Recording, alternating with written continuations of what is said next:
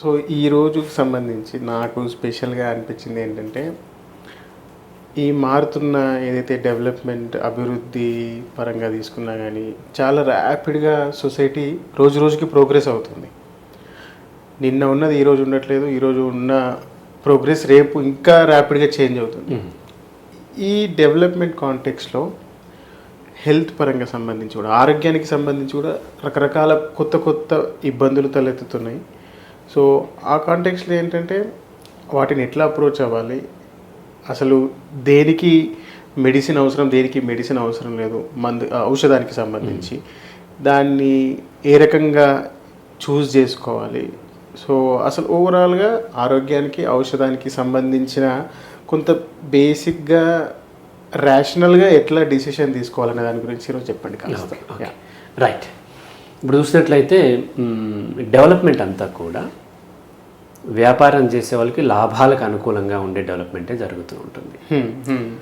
సహజంగా మనము డెవలప్మెంట్ మనం ఆకాంక్షించేది ఏంటంటే ప్రజలకు హెల్ప్, వాళ్ళ జీవన పరిస్థితులు ఏవైతే ఉన్నాయో అవి ఉన్నతంగా మారటానికి డెవలప్మెంట్ కావాలని కోరుకుంటాం. ఆ క్రమంలో ప్రభుత్వాలు కానీ లేదంటే కార్పొరేట్స్ కానీ అంటే వాళ్ళకి లాభాలు వచ్చేలాగా చేసుకుంటారు. ఇందులో క్యాపిటలిస్ట్లో ఒక విధంగా థింక్ చేస్తారు, క్యాపిటలిస్ట్ కంట్రీస్లో, సోషలిస్ట్లో ఒక రకంగా, కమ్యూనిస్ట్లో ఒక రకంగా చేస్తూ ఉంటారు. అల్టిమేట్లీ వాళ్ళు చెప్పేది, పైకి అందరూ చెప్పేది, అన్ని సిస్టమ్ చెప్పేది ఏంటంటే ప్రజల యొక్క జీవన పరిస్థితులను ఉన్నతంగా మార్చేటువంటిది దాంట్లోకి చేస్తూ ఉంటారు, చేయాలి కూడా. కానీ నిజంగా అలా జరుగుతుందా అంటే మనకు చాలా ఫీల్డ్స్లో అనెథికల్ ప్రాక్టీసెస్ కూడా ఉంటాయి. స్కూల్స్ దగ్గర నుంచి తీసుకుని మనకు రకరకాల ఫీల్డ్స్లో డూప్లికేట్స్ వస్తుంటాయి, ఫేక్ వస్తూ ఉంటుంది, అనెథికల్ ప్రాక్టీసెస్. ఒక కిరాణా షాప్కి వెళ్తే మనం కొన్నది క్వాలిటీ ఉందా లేదా అని చెక్ చేసుకుంటాము.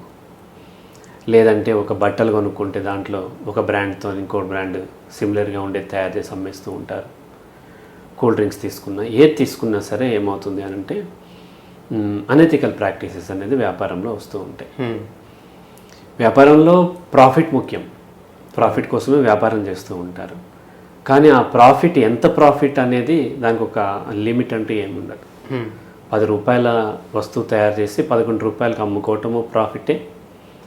10 రూపాయల వస్తువుని 6 రూపాయలకే తయారు చేసి 11 రూపాయలకు అమ్ముకోవటంలో కూడా ప్రాఫిట్ ఉంది.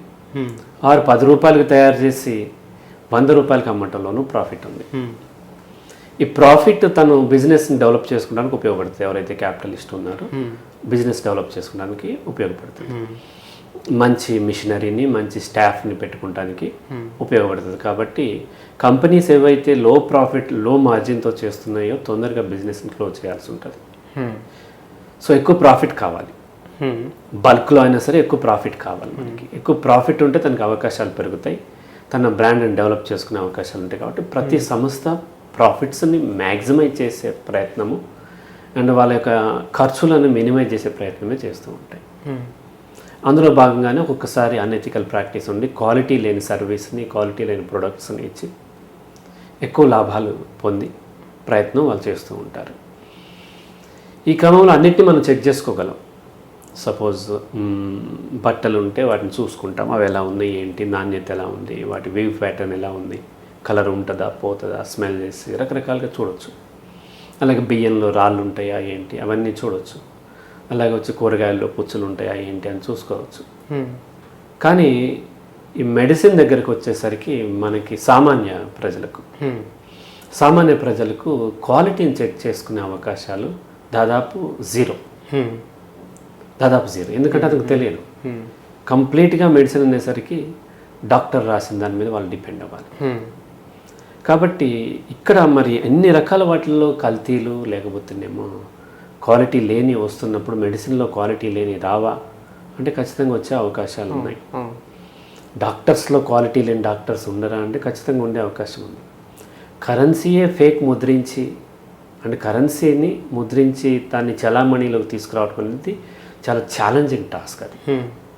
ఎందుకంటే చాలా ప్రాపర్గా ఉంటుంది, సేమ్ తయారు చేయటం ఇంపాసిబుల్, ఆల్మోస్ట్ సిమిలర్గా తయారు చేస్తాం. అంత రిస్క్ తీసుకునే వాళ్ళు ఏమాత్రం ఆ కన్జ్యూమర్ చెక్ చేసుకోలేని మెడిసిన్ని అక్కడ మోసం చేసే అవకాశం లేదా అంటే అక్కడ కూడా ఎంటర్ అయి మోసం చేసే అవకాశాలే ఎక్కువ ఉన్నాయి. కాబట్టి ఏమవుతుందంటే ఇక్కడ అన్ని ఇండస్ట్రీస్ కంటే కూడా ఫార్మా ఇండస్ట్రీలో ఎక్కువ పెట్టుబడులు వస్తూ ఉంటాయి, ఎక్కువ రెవెన్యూ జనరేట్ అవుతూ ఉంటుంది. చాలా చోట్ల అవసరం ఉన్నన్ని ఇండస్ట్రీస్ లేకపోయినా సరే ఇండియా కానీ వరల్డ్ వైడ్గా కానీ ఫార్మా ఇండస్ట్రీ ఎక్కువ మంది ఇంట్రెస్ట్ చూపిస్తారు. ఎందుకు చూపిస్తున్నారంటే అక్కడ కన్జ్యూమర్ తను క్వాలిటీని చెక్ చేసుకోలేడు కాబట్టి తను ఈజీగా దాన్ని తోసేయచ్చు. కాబట్టి అక్కడ ఎక్కువ అవకాశాలు ఉన్నాయి. కాబట్టి ఇండియాలో కానీ వరల్డ్ వైడ్గా అవసరమైన ఫార్మాసిటికల్ కంపెనీల కంటే దాదాపుగా 10 times ఎక్కువ ఫార్మాసిటికల్ కంపెనీస్ ఉన్నాయి. ఎందుకని అక్కడ తను చెక్ చేసుకోలేడు, తను బ్లైండ్గా యాక్సెప్ట్ చేస్తుంది, దానికి తగ్గ అవేర్నెస్ లేదు. ఇది ఉన్నటువంటి కాంటెక్స్ట్, ప్రస్తుతం ఉన్నటువంటి కాంటెక్స్ట్. అంటే బేసిక్గా ఎప్పుడైతే కమర్షియలైజ్ అయిందో, ఎప్పుడైతే మెడిసిన్ అనేది కమర్షియలైజ్ అయిందో, సో అది గేట్లు తెరిచింది చాలా జనాలు రావడానికి, చాలా కంపెనీస్ రావడానికి. And at the same time ఎంత ఎక్కువ మంది జనాలు వస్తూ ఉంటే ఆ ఫీల్డ్లోకి వాళ్ళ స్ట్రాంగ్ లాబీ కూడా చాలా స్ట్రాంగ్ అవుతూ ఉంటుంది. సో వాళ్ళ మేనేజ్మెంట్ కూడా చాలా స్ట్రాంగ్ అయ్యే ఛాన్సెస్ ఉంటుంది. సో అట్లాంటి సిచ్యువేషన్లో ఇంకా యాజ్ ఎ కన్జ్యూమర్గా, సో నేను అసలు ఫండమెంటల్గా నేను యాజ్ ఎ లేమ్యాన్గా నేను అసలు ట్యాబ్లెట్ ఏది తీసుకుంటే బాగుంటుంది, ఎట్లా చెక్ చేసుకోవాలి, అసలు తీసుకోవాలన్నా వద్దా, చాలా వాటికి అవసరం ఉండకపోవచ్చు కానీ నేను తీసుకునే ఛాన్సెస్ ఉంటాయి. సో అట్లా ఆ కొంత బేసిక్ లెవెల్లో ఎట్లా చేయాలనేది. రైట్. సో ఇప్పుడు ఇది ఎక్స్పర్ట్స్ కాదు మనం, ఆ ఎక్స్పర్ట్స్ కూడా దాన్ని టెస్ట్ చేసి తీసుకోవడం కష్టం. ఎందుకంటే దాన్ని సేమ్ ఉంటుంది, ల్యాబ్కి తీసుకెళ్ళి చెక్ చేయాలి, ప్రతిదీ చెక్ చేయడం కుదరదు. ఇప్పుడు ఆమె రామాయణంలో రాముడికి ఆమె శబరి ఏం చేసిందంటే తను తిని తీయగా ఉన్న పళ్ళే పెట్టింది. అలా టెస్ట్ చేయాలి, అలా టెస్ట్ చేయడం అనేది ఇంపాసిబుల్. ఎక్స్పర్ట్స్ కూడా చేయలేనప్పుడు ఒక లేమెన్ ఎలా చేయగలుగుతాడు అన్నప్పుడు చాలా కష్టమైనటువంటి టాస్క్. అయినప్పటికీ మనం ఎక్స్పర్ట్ కాకపోయినా ఎగ్జిస్టెన్షియలిస్ట్ ఫస్ట్ ఏం చూస్తాడంటే తను ఒక పాపులర్ బిలీఫ్ ఏముంది, పాపులర్ బిలీఫ్లో ఉన్న ఇబ్బందులు ఏంటి, దాని నుంచి ఎలా మార్చుకుని ఏ విధంగా అప్రోచ్ ఉండాలి, ఉన్న సిస్టంలో ఆ యొక్క రిస్క్ని మినిమైజ్ చేసుకుని అడ్వాంటేజెస్ ఏవైతే వాటిని మ్యాక్సిమైజ్ చేసుకోవటం ఎగ్జిస్టెన్షియలిస్ట్ యొక్క ఆబ్జెక్టివ్. సో తను వ్యవస్థను మార్చాలని అనుకోవట్లేదంటే వ్యవస్థ మార్చాలనుకున్నప్పటికీ వ్యవస్థ వెంటనే మారదు. కాబట్టి సింపుల్ చెప్పాలంటే సొల్యూషన్ సింపుల్, గవర్నమెంట్ చాలా స్ట్రాంగ్ రెగ్యులేటరీ బాడీస్ పెట్టి చేస్తే అయిపోతుంది. కానీ అది చెప్పినంత తేలిక కాదు. కాబట్టి ప్రాక్టికల్గా థింక్ చేసి తనకున్న అవకాశాలు ఏంటి అనేది చూస్తాడు. ఈ క్రమంలో యాజ్ అన్ ఎగ్జిస్టెన్షియలిస్ట్గా నేను చెప్పేది ఏంటంటే మొదట మనకి ఇక్కడ ఉన్న పాపులర్ బిలీఫ్ ఏంటంటే డాక్టర్ అనగానే దేవుడు అని నమ్ముతాం. ఇండియాలో పర్టికులర్గా డాక్టర్ అనేవాడు సైంటిస్ట్ కంటే చాలా బలంగా మనం చూస్తూ ఉంటాం, నమ్ముతాం మనం. ఒక మన నైబర్ ఎవరన్నా సైంటిస్ట్ ఉండి ఏదైనా చెప్పిన దానికంటే కూడా డాక్టర్ చెప్పిన దాన్ని ఎక్కువగా మనం బిలీవ్ చేస్తూ ఉంటాం. ఎందుకంటే డాక్టర్కి అన్నీ తెలుసు అనేటువంటి ఒక బిలీఫ్ ఉంది. డాక్టర్కి తన ఫీల్డ్లో ఖచ్చితంగా నాలెడ్జ్ ఉంటుంది.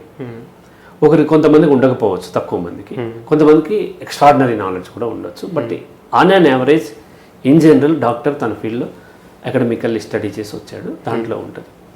కానీ పబ్లిక్ బిలీఫ్ ఏంటంటే డాక్టర్కి అన్నీ తెలుసు, ఏది వచ్చినా డాక్టర్ దగ్గరికి వెళ్ళిపోయి అడగాలి, డాక్టర్ని అడగాలని చెప్పి బిలీవ్ చేస్తూ ఉంటారు. సిస్టమ్ కూడా అదే ఎంకరేజ్ చేస్తూ ఉంటారు. పిల్లోడు సరిగ్గా చదవట్లేదంటే డాక్టర్కి ఒకసారి చూపించకపోయారా అంటారు, స్కూల్కి సరిగ్గా వెళ్ళట్లేదంటే డాక్టర్కి చూపించకపోయారా అంటారు. అనేక ఫ్యాక్టర్స్ ఉంటాయి, మెడికల్ ఫ్యాక్టర్స్ కూడా ఉండొచ్చు, బట్ అనేక ఫ్యాక్టర్స్ ఉంటాయి. కానీ ప్రతిదానికి డాక్టర్ చూపించకపోయారా అనేసరికి డాక్టర్ దగ్గర తీసుకెళ్తూ ఉంటారు. డాక్టర్స్ కూడా వాళ్ళకి తోచింది ఏదో చెప్తూ ఉంటారు, దాంట్లో జెన్యూన్ ఉండేవాళ్ళు ఇది కాదమ్మా ఇట్లా అని చెప్తారు. కానీ అందరూ అలా రైట్ ఉన్న ఇబ్బంది ఏదో అదే చెప్పాల్సిన అవసరం లేదు కదా. అందరూ అక్కడ ఉన్నటువంటి నిజమైన ప్రాబ్లం గుర్తించి చెప్పాల్సిన అవసరం లేదు, వాళ్ళ వ్యాపారం వాళ్ళు చేసుకుంటూ ఉంటారు. ఇప్పుడు ఒక వైన్ షాప్కి వచ్చిన వాడు అతను ఆల్కహాల్ తాగాలనుకుంటున్నప్పుడు తన బాధలు ఏదో మర్చిపోవడానికి ఆల్కహాల్ తాగుతున్నాడు. ఆ బాధలన్నీ విని ఆ బాధకు సూటబుల్ ఆల్కహాల్ ఇవ్వడు కదా.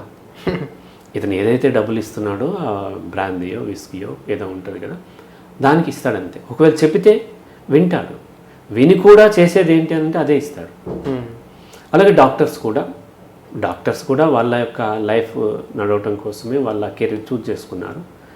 అండ్ మెడికల్ స్టడీ అనేది కాస్ట్లీ ఇండియాలో, వరల్డ్ వైడ్గా కూడా కాస్ట్లీ మిగతా వాటితో. ఎందుకంటే ఇక్కడ చాలా ల్యాబ్స్ కానీ ఎక్స్పెరిమెంట్స్ చాలా ఎక్స్పెన్సివ్ అవుతాయి. ఫస్ట్ డెడ్ బాడీసే దొరకవు. అటువంటిప్పుడు చాలా ఎక్స్పెన్సివ్ కాబట్టి లక్షల్లోనూ కోట్లలోనూ ఖర్చు అవుతూ ఉంటుంది. అండ్ లాంగ్ రన్ స్టడీ చేయాలి. ఒక 2 సంవత్సరాలు చేసి వచ్చేవాళ్ళు 3 సంవత్సరాలు 5 నుంచి 10 సంవత్సరాలు చదువుతారు మాస్టర్స్ అయ్యేసరికి. ఇంత చదివిన వాళ్ళు అంత రిటర్న్స్ కూడా తీసుకోవాలనే ట్రై చేస్తారు. ఎందుకంటే అతనికి లేకపోయినా తన ఫ్యామిలీకి ఉంటుంది.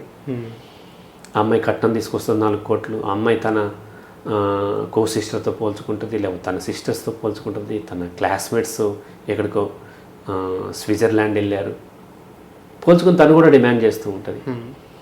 వీళ్ళు కూడా పోల్చుకుంటారు, డాక్టర్స్ కూడా పోల్చుకుని అంత ఇన్కమ్ ఉందా లేదన్న దాంట్లో ఇన్కమ్ ఓరియంటెడ్గానే వాళ్ళు పనిచేస్తున్నప్పుడు ఎవరు వచ్చినా సరే వీలైనంత వరకు హామ్ లేకుండా మ్యాక్సిమం వాళ్ళ ప్రాఫిట్స్ మ్యాక్సిమైజ్ చేసుకోవాలని చూస్తారు.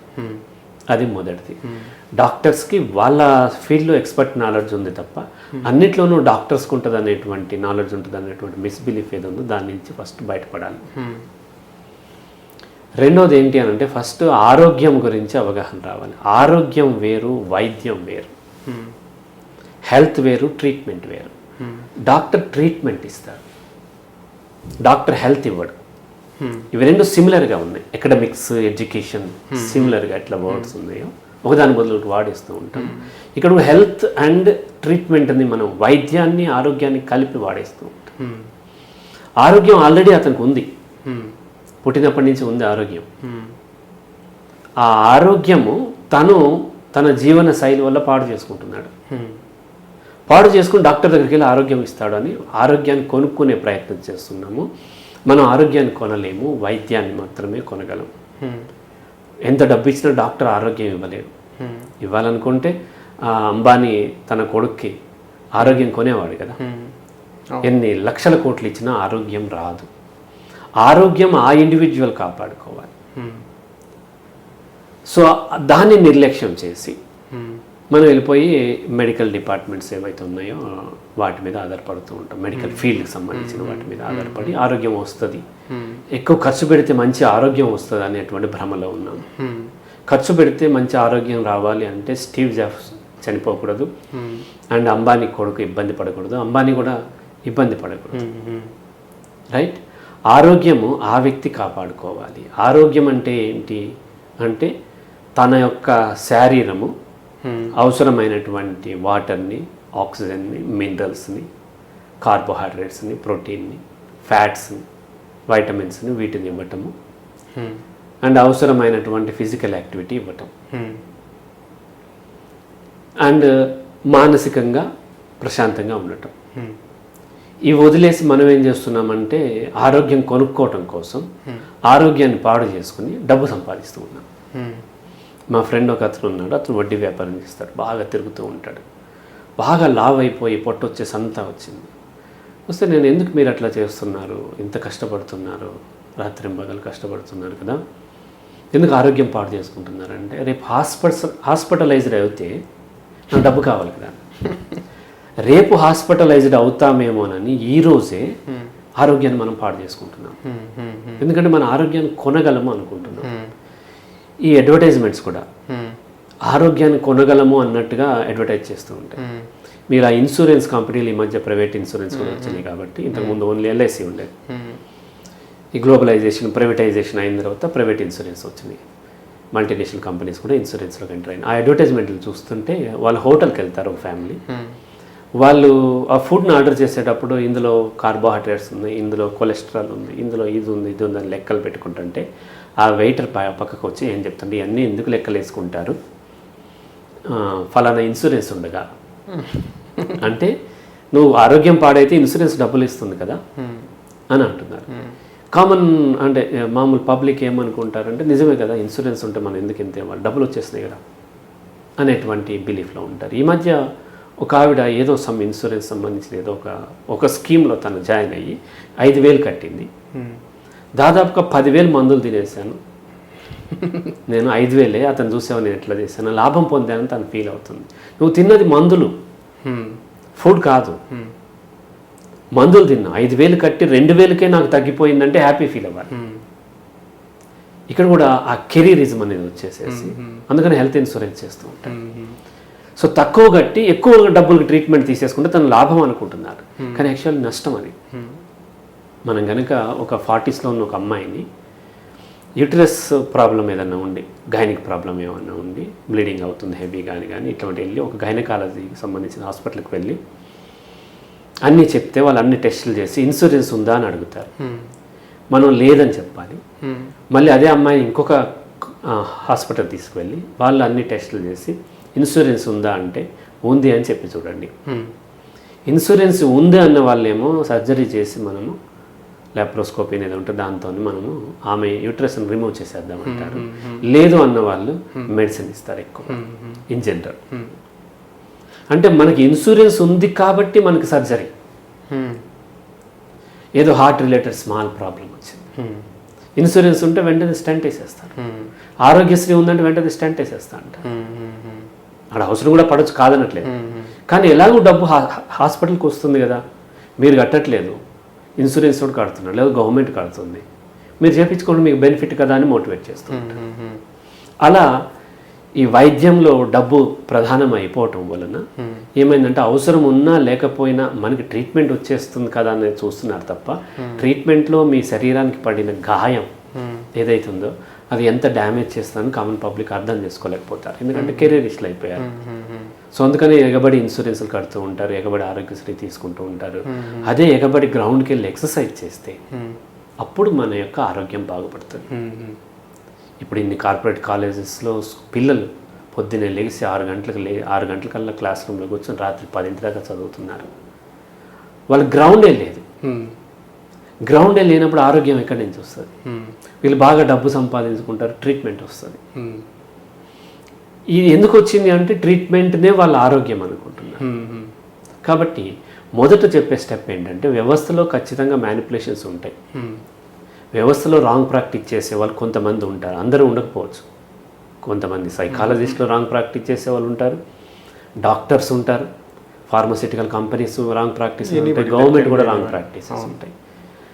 రాంగ్ ప్రాక్టీసెస్ ఉంటాయి కాబట్టి మనం మొత్తం మన జీవితాన్ని తీసుకెళ్ళి ఆ వ్యవస్థలో పెట్టేయకుండా ఫస్ట్ మనం ఏం కాపాడుకోగలమో అది చూడాలి. దానికి మొదటి స్టెప్గా డాక్టర్ దగ్గరికి వెళ్ళకుండా ఉండే పరిస్థితులు ఎక్కడైతే ఉన్నాయో వాటి పట్ల మనం కొంత శ్రద్ధ పెట్టాలి. అవేంటి? తన ఆరోగ్యం తను కాపాడుకోవటం, దానికి కావాల్సినటువంటి ప్రాపర్ ఫుడ్ తీసుకోవటం, ప్రాపర్ ఫిజికల్ యాక్టివిటీ చేయటం. Physical activity must. ఎందుకంటే ఈ శరీరము యానిమల్ బాడీ. జంతువులన్నీ వేటాడి తన యొక్క ఆహారాన్ని సంపాదించుకుంటున్నాయి. మనం వేటాడాల్సిన అవసరం లేకుండా పోయిన ఆదిమ మానవులు కూడా పోనీ కనీసం మన పూర్వీకులు అంటే కనీసం పొలం దున్ను ఏదో ఒకటి చేసేటప్పుడు ఫిజికల్ యాక్టివిటీ నడిచేది. ఈ శరీరంలో కొన్ని మిలియన్స్ ఆఫ్ సెల్స్ ఉన్నాయి. ఈ సెల్స్ ఏం అడుగుతున్నాయి అంటే ప్రతిరోజు కాస్త ఫుడ్ అడుగుతున్నాయి, కాస్త వాటర్ అడుగుతున్నాయి, కాస్త ఆక్సిజన్ అడుగుతున్నాయి అండ్ ఫిజికల్ యాక్టివిటీ. మనం ఏమి ఇస్తున్నాము అంటే ఫుడ్ బదులు అన్ని కెమికల్స్ ఇస్తున్నాం, వాటర్ బదులు కోకోకోలా ఇస్తున్నాం, ఆక్సిజన్ బదులు స్మోక్ చేసి కార్బన్ మోనాక్సైడ్ ఇస్తూ ఉన్నాం. అక్కడ ఇబ్బంది పడుతుంది. సో డాక్టర్ దగ్గరికి వెళ్ళి ఇబ్బంది పడటం కంటే ముందు మీ శరీరాన్ని మీరు పెట్టే టార్చర్ని దాన్ని ఆపాలి. నేచురల్గా మనకి నేచర్లో ఏదైతే ఇతర జీవరాశులకు అవసరమో ఆ సిమిలర్ టైప్ ఆఫ్ ఫుడ్ అవసరం. ఏ జీవరాశి స్మోక్ చేయటం లేదు కదా, మనిషి ఎందుకు స్మోక్ చేయటం? ఏ జీవరాశి ఆల్కహాల్ తయారు చేసుకొని దాచుకొని తాగటం లేదు, మనిషి ఎందుకు తాగటం? ఏ జీవరాశి కోకోకోలా తాగటం లేదు, మనిషి ఎందుకు తాగటం? సో జంతువులు ఏమి ఇవి తీసుకోవట్లేదు. జంతువులు వాటర్ తాగుతున్నాయి అండ్ ఆక్సిజన్ తీసుకుంటున్నాయి, తనకు తోచినటువంటి ఫుడ్. కొన్ని మాంసాహారం తింటే శాకాహారం తింటున్నాయి. ఇక్కడ మనం వండుకుని తింటున్నాం, అది వరకు సరిపోతుంది. అవి కాకుండా మనం ఎక్స్ట్రా రకరకాలుగా ప్యాకెట్ ఫుడ్ మీద డిపెండ్ అవ్వటం వల్ల ప్యాకెట్ ఫుడ్ అంటే మనం ఒకటే నేను చెప్తాను, ఫుడ్ అయినా మెడిసిన్ అయినా ఏదైనా సరే నేచర్ నుంచే రావాలి, ఇంకెక్కడో నుంచో వేరే గ్రహం నుంచి అయితే రావు. నేచర్ నుంచి మన నోటికి చేరే మధ్యలో ఎంత ఎక్కువ మంది వ్యాపారం చేస్తే అంత పొల్యూట్ అయ్యే అవకాశం ఉంది, అంత కల్తీ అయ్యే అవకాశం ఉంది. బికాజ్ అంతమందికి ప్రాఫిట్ షేర్ చేసుకోవాలి కాబట్టి వీలైనంత న్యాచురల్గా దగ్గర నుంచి తీసుకోవటం బెటర్. ఉదాహరణకు చాలామంది మ్యాంగోస్, ఒకళ్ళు మ్యాంగో తీసుకుందాం అనుకోండి, మ్యాంగో జ్యూసా అంటే మ్యాంగో బెటర్. మ్యాంగోలో కూడా ఫ్రక్టోజ్ ఉంటుంది కాబట్టి ఆ షుగర్ పేషెంట్లకి ఇబ్బంది, దట్ ఈస్ డిఫరెంట్. అంటే నేచర్ నుంచి వచ్చేదా లేకపోతే దాన్ని తీసుకొని తయారు చేసి వచ్చేదా అంటే నేచర్ నుంచి వచ్చేది తీసుకోవటం బెటర్. చాలామంది ఏమడుగుతారంటే దాని మీద పురుగు మందులు వేస్తారు కదండి అంటే పురుగు మందులు వేసింది కూరగాయలు ఉంది అనుకోండి, పురుగు మందులు వేసి మనం కడుక్కొని వండుకోవచ్చు. కొంత పురుగు మందుల శాతం కొద్దిగా ఉండొచ్చు కూడా. వాటిని తీసుకెళ్ళి వాళ్ళు ప్రిజర్వేటివ్స్ని కలిపి దాంట్లోనే కలిపి దాన్ని ప్యాక్ చేసి దాంట్లో షుగర్స్ కలిపి అన్నీ ఇచ్చిన ప్యాకెట్ ఫుడ్ కొనుక్కోవటం కంటే పురుగు మందు వేసినా సరే ఇది కొనుక్కోవటం దాంతో కంపేర్ చేస్తే బెటర్. పురుగు మందు వేయకుండా ఎవరన్నా పండించిస్తే అది ఇంతకంటే బెటర్. ఆ తర్వాత తిన్న తర్వాత ఏం తినాలి ఏంటనేది పెద్ద కన్ఫ్యూజన్, అది డిఫరెంట్ సబ్జెక్ట్ వెళ్ళిపోతుంది. అది కాకపోతే ప్రాపర్ ఫుడ్ మనం వీలైనంత వరకు నేచర్ నుంచి వచ్చేది తీసుకుని ఫిజికల్ యాక్టివిటీ చేసినట్లయితే ప్రాపర్గా అప్పుడు మనకి వీలైనంత వరకు డాక్టర్ అవసరం పడదు. మొదటిది, ఎంత హెల్దీగా ఉన్న యాక్సిడెంట్స్ అవ్వచ్చు, రైట్? జబ్బులు అనేవి యాక్సిడెంట్స్ లాంటివి. ఇక్కడ పబ్లిక్ తెలియాల్సింది ఏంటంటే జబ్బులు వేరు, హెల్త్ డిజార్డర్స్ వేరు, డిసీజెస్ వేరు, డిజార్డర్స్ వేరు. మనకు అన్నిటినీ డాక్టర్ అవసరమైన ప్రతిదీ మనము డాక్టర్ పేషెంట్ అని పిలుస్తారు, దాన్ని జబ్బు అని పిలుస్తారు. డిజార్డర్స్ అంటే ఏంటంటే సపోజ్ డయాబెటిక్ ఉంది, లేకపోతే బ్లడ్ ప్రెషర్ ఉంది, ఇటువంటి డిజార్డర్స్. ఈ డిజార్డర్స్ ఎట్లా వస్తున్నాయి? మన లైఫ్ స్టైల్ సరిగ్గా లేకపోవడం వల్ల డిజార్డర్స్ వస్తున్నాయి. డిజార్డర్కి మెడిసిన్ ఉండదు, అది మనం మళ్ళీ డిస్కస్ చేద్దాం. డిసీజ్ అంటే ఏంటంటే బయట నుంచి ఏదన్నా ఒక వైరస్, బ్యాక్టీరియా, ఫంగస్ ఏదన్నా వచ్చినప్పుడు మనకి అప్పుడు మన బాడీ దాంతో ఫైట్ చేస్తున్నప్పుడు బాడీకి ఒకసారి సపోర్టింగ్ అవసరం అవుతుంటుంది. అది డిసీజ్, దానికి ట్రీట్మెంట్ కావాలి. అలాగే వచ్చేసి యాక్సిడెంట్స్ కూడా అవుతాయి. రకాల బస్సు గుద్దుకోవటము, స్కూటర్ మీద పడిపోవటము, పైనుంచి ఏదో నెత్తి మీద పడటము, ఇవి యాక్సిడెంట్స్. అయితే ఈ యాక్సిడెంట్స్కి నెక్స్ట్ డిసీజెస్కి మనం ఎంత హెల్దీగా ఉన్నా వచ్చే అవకాశం ఉంది. ఎంత హెల్దీగా ఉన్నా మీకు క్యాన్సర్ రావచ్చు, హెల్దీగా ఉన్న టైఫాయిడ్ రావచ్చు, హెల్దీగా ఉన్న మీకు మలేరియా రావచ్చు, కోవిడ్ రావచ్చు, ఏమైనా రావచ్చు. యాక్సిడెంట్, బస్ యాక్సిడెంట్ కూడా అవ్వచ్చు. మరి అటువంటిప్పుడు హెల్దీగా ఉండటం ఎందుకు? హెల్దీ లైఫ్ స్టైల్ అంటే హెల్దీగా ఉన్నవాడు తొందరగా రికవర్ అవుతాడు, దాంతో ఎక్కువ కాలం ఫైట్ చేయగలుగుతాడు. అందుకోసమనే హెల్త్ అవసరం. హెల్తీగా ఉన్నాను కాబట్టి జబ్బులు రావని కాదు. మీరు హెల్తీగా ఉన్నారు, మీకు ఎందుకు సార్ జ్వరం వచ్చింది అంటే జ్వరం రావటం అనేది ఒక పాజిటివ్, అంటే నా బాడీ దాంతో ఫైట్ చేస్తున్న సిమ్టమ్. సో కాబట్టి హెల్తీగా ఉన్న వాళ్ళకి జబ్బులు రావని ఏం లేవు, హెల్తీగా ఉన్న వాళ్ళకి కూడా జబ్బులు వస్తాయి. బట్ డిజార్డర్స్ రావు. ఈ డిజార్డర్స్కి మన లైఫ్ స్టైల్ ఎక్కువ 90% హాస్పిటల్స్ ట్రీట్మెంట్ చేసేది డిజార్డర్స్కే ట్రీట్మెంట్ చేస్తుంటాయి. మెడిసిన్ కూడా ఎక్కువ డిజార్డర్స్కే ఉంటూ ఉంటాయి. ఈ డిజార్డర్స్కి మెడిసిన్ ఉండదు, డయాబెటిక్ మెడిసిన్ ఉండదు. మరి డాక్టర్ ఇస్తారు, డాక్టర్ అది మెడిసిన్ అన్నట్టు. మెడిసిన్ అంటే ఏంటి? దాన్ని పూర్తిగా తగ్గించాలి. ఇప్పుడు టైఫాయిడ్ వచ్చిందనుకోండి, మీరు వాడేటువంటి మెడిసిన్ ఏదైతే ఉందో యాంటీబయాటిక్స్, కొంత జ్వరం తగ్గడానికి పారాసిటమాల్ వాడతారు కదా, అది ఏం చేస్తుంది? వారానికో లేకపోతే 10 రోజులకో లేకపోతే నెల రోజులకో దాన్ని పూర్తిగా తగ్గిస్తుంది. అలా తగ్గించడం అనేది మనకి హెల్త్ డిజార్డర్స్కి ఉండదు. ఒక 10 సంవత్సరాల నుంచి టైఫాయిడ్తో బాధపడుతున్నాడని ఎవరిని చూడలేదు, 10 సంవత్సరాల నుంచి ఇతను మలేరియాతో బాధపడుతున్నాడని ఎవరిని చూడలేదు. ఆ జబ్బన్నా మనల్ని చంపేస్తుంది, లేకపోతే మన మెడిసిన్ అన్న దాన్ని, లేకపోతే మన యాంటీబాడీస్ ఉన్న జబ్బును చంపేసి మళ్ళీ నార్మల్ అవుతాం. కానీ డిజార్డర్స్ అట్లా కావు. 10 సంవత్సరాల నుంచి డయాబెటిక్తో బాధపడుతున్నారు, బీపీతో బాధపడుతున్నారు అంటున్నారు. ఎందుకు ఇవి తగ్గట్లేదు అంటే ఈ మెడిసిన్ ఆ రోజుకి కంట్రోల్లో ఉంచడానికి టెంపరీగా ఉపయోగపడుతుంది తప్ప ఆ మెడిసిన్ ఏమి దాన్ని తగ్గించదు. ఈ అవగాహన రావాలి. నేను షుగర్ మెడిసిన్ వేసేసుకున్నాను కాబట్టి, గ్లూకోజ్ అదే డయాబెటిక్ మెడిసిన్ వేసేసుకున్నాను కాబట్టి ఇష్టం వచ్చినట్టుగా తినేయొచ్చు అనుకోవటం పెద్ద అపోహ. చాలామంది అదే పొరపాటు చేస్తారు. మెడిసిన్ వేసుకున్నావు కదా, ఈ స్వీట్ తినేస్తే ఏం కాదంటారు. అపోహ అది. మెడిసిన్ జబ్బును తగ్గించింది, ఎందుకంటే జబ్బే కాదు ఫస్ట్ ఆఫ్ ఆల్.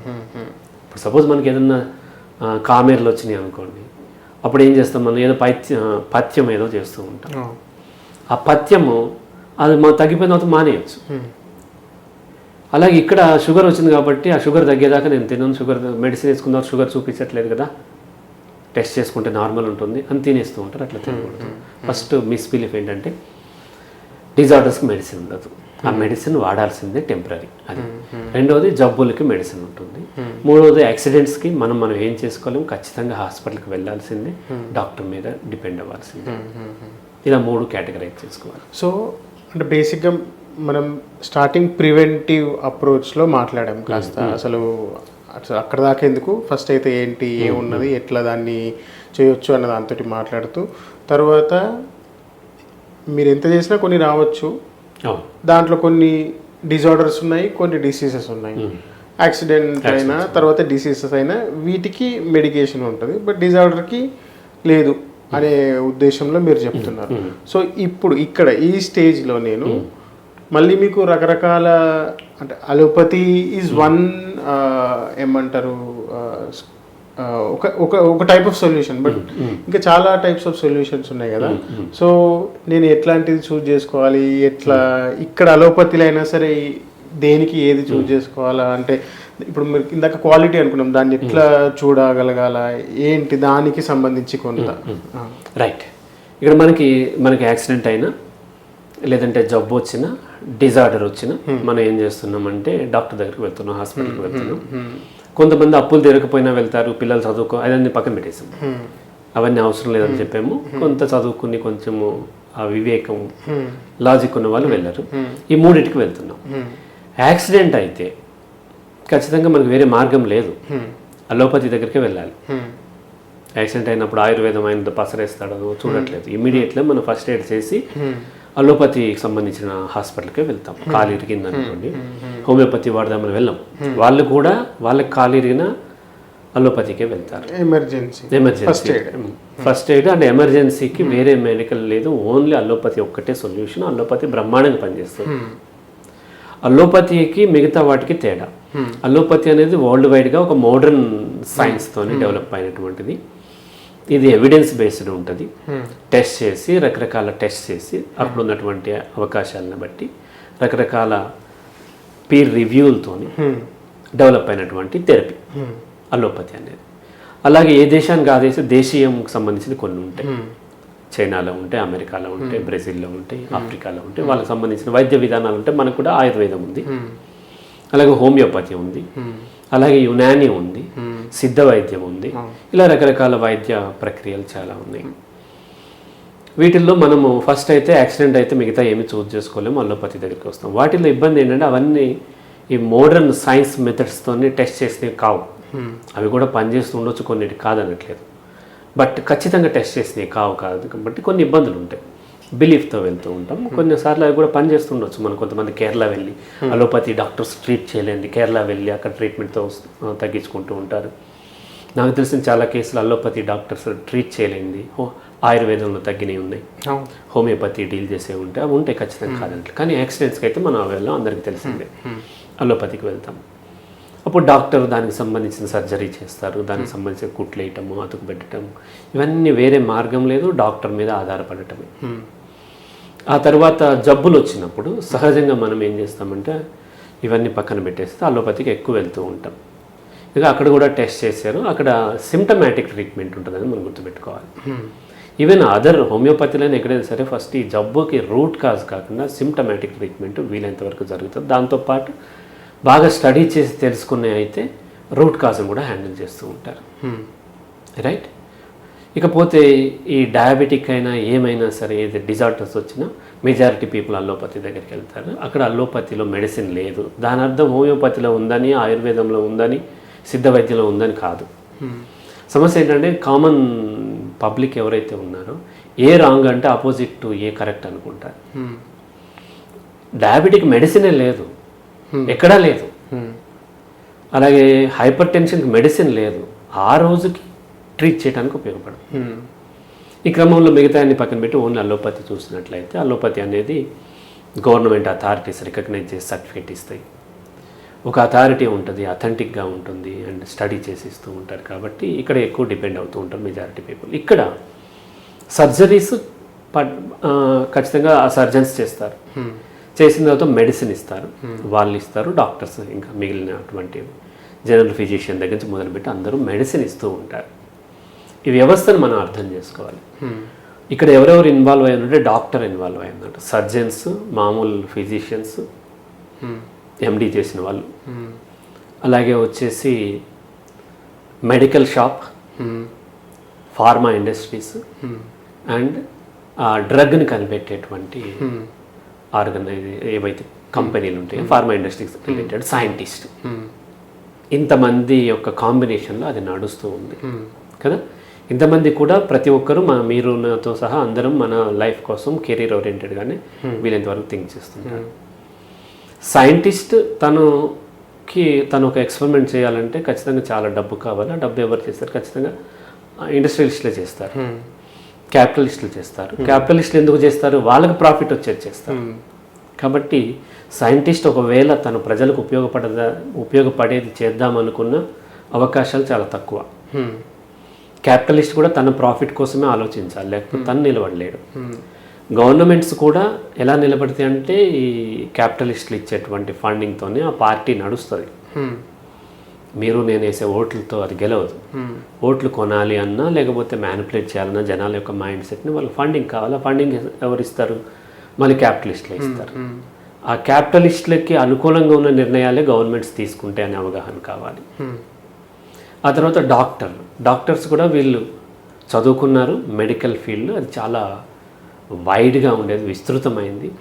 దాంట్లో ఏదో ఒక విధంగా ఫినిష్ చేసి 5 సంవత్సరాలు 7 సంవత్సరాలు 10 సంవత్సరాలు మొత్తానికి ఫినిష్ చేసి బయటపడ్డారు. మిగతా వాటిలో అనేక ఎర్రర్స్ జరుగుతూ ఉంటాయి. ఇప్పుడు రైల్వే సిస్టమ్ తీసుకుంటే చాలా పర్ఫెక్ట్గా ఉన్నప్పుడు అప్పుడప్పుడు హ్యూమన్ ఎర్రర్ వల్ల యాక్సిడెంట్స్ అవుతున్నాయి. సినిమాలు తీసేటప్పుడు ఒకసారి పొరపాట్లు పోతూ ఉంటాయి. అనేక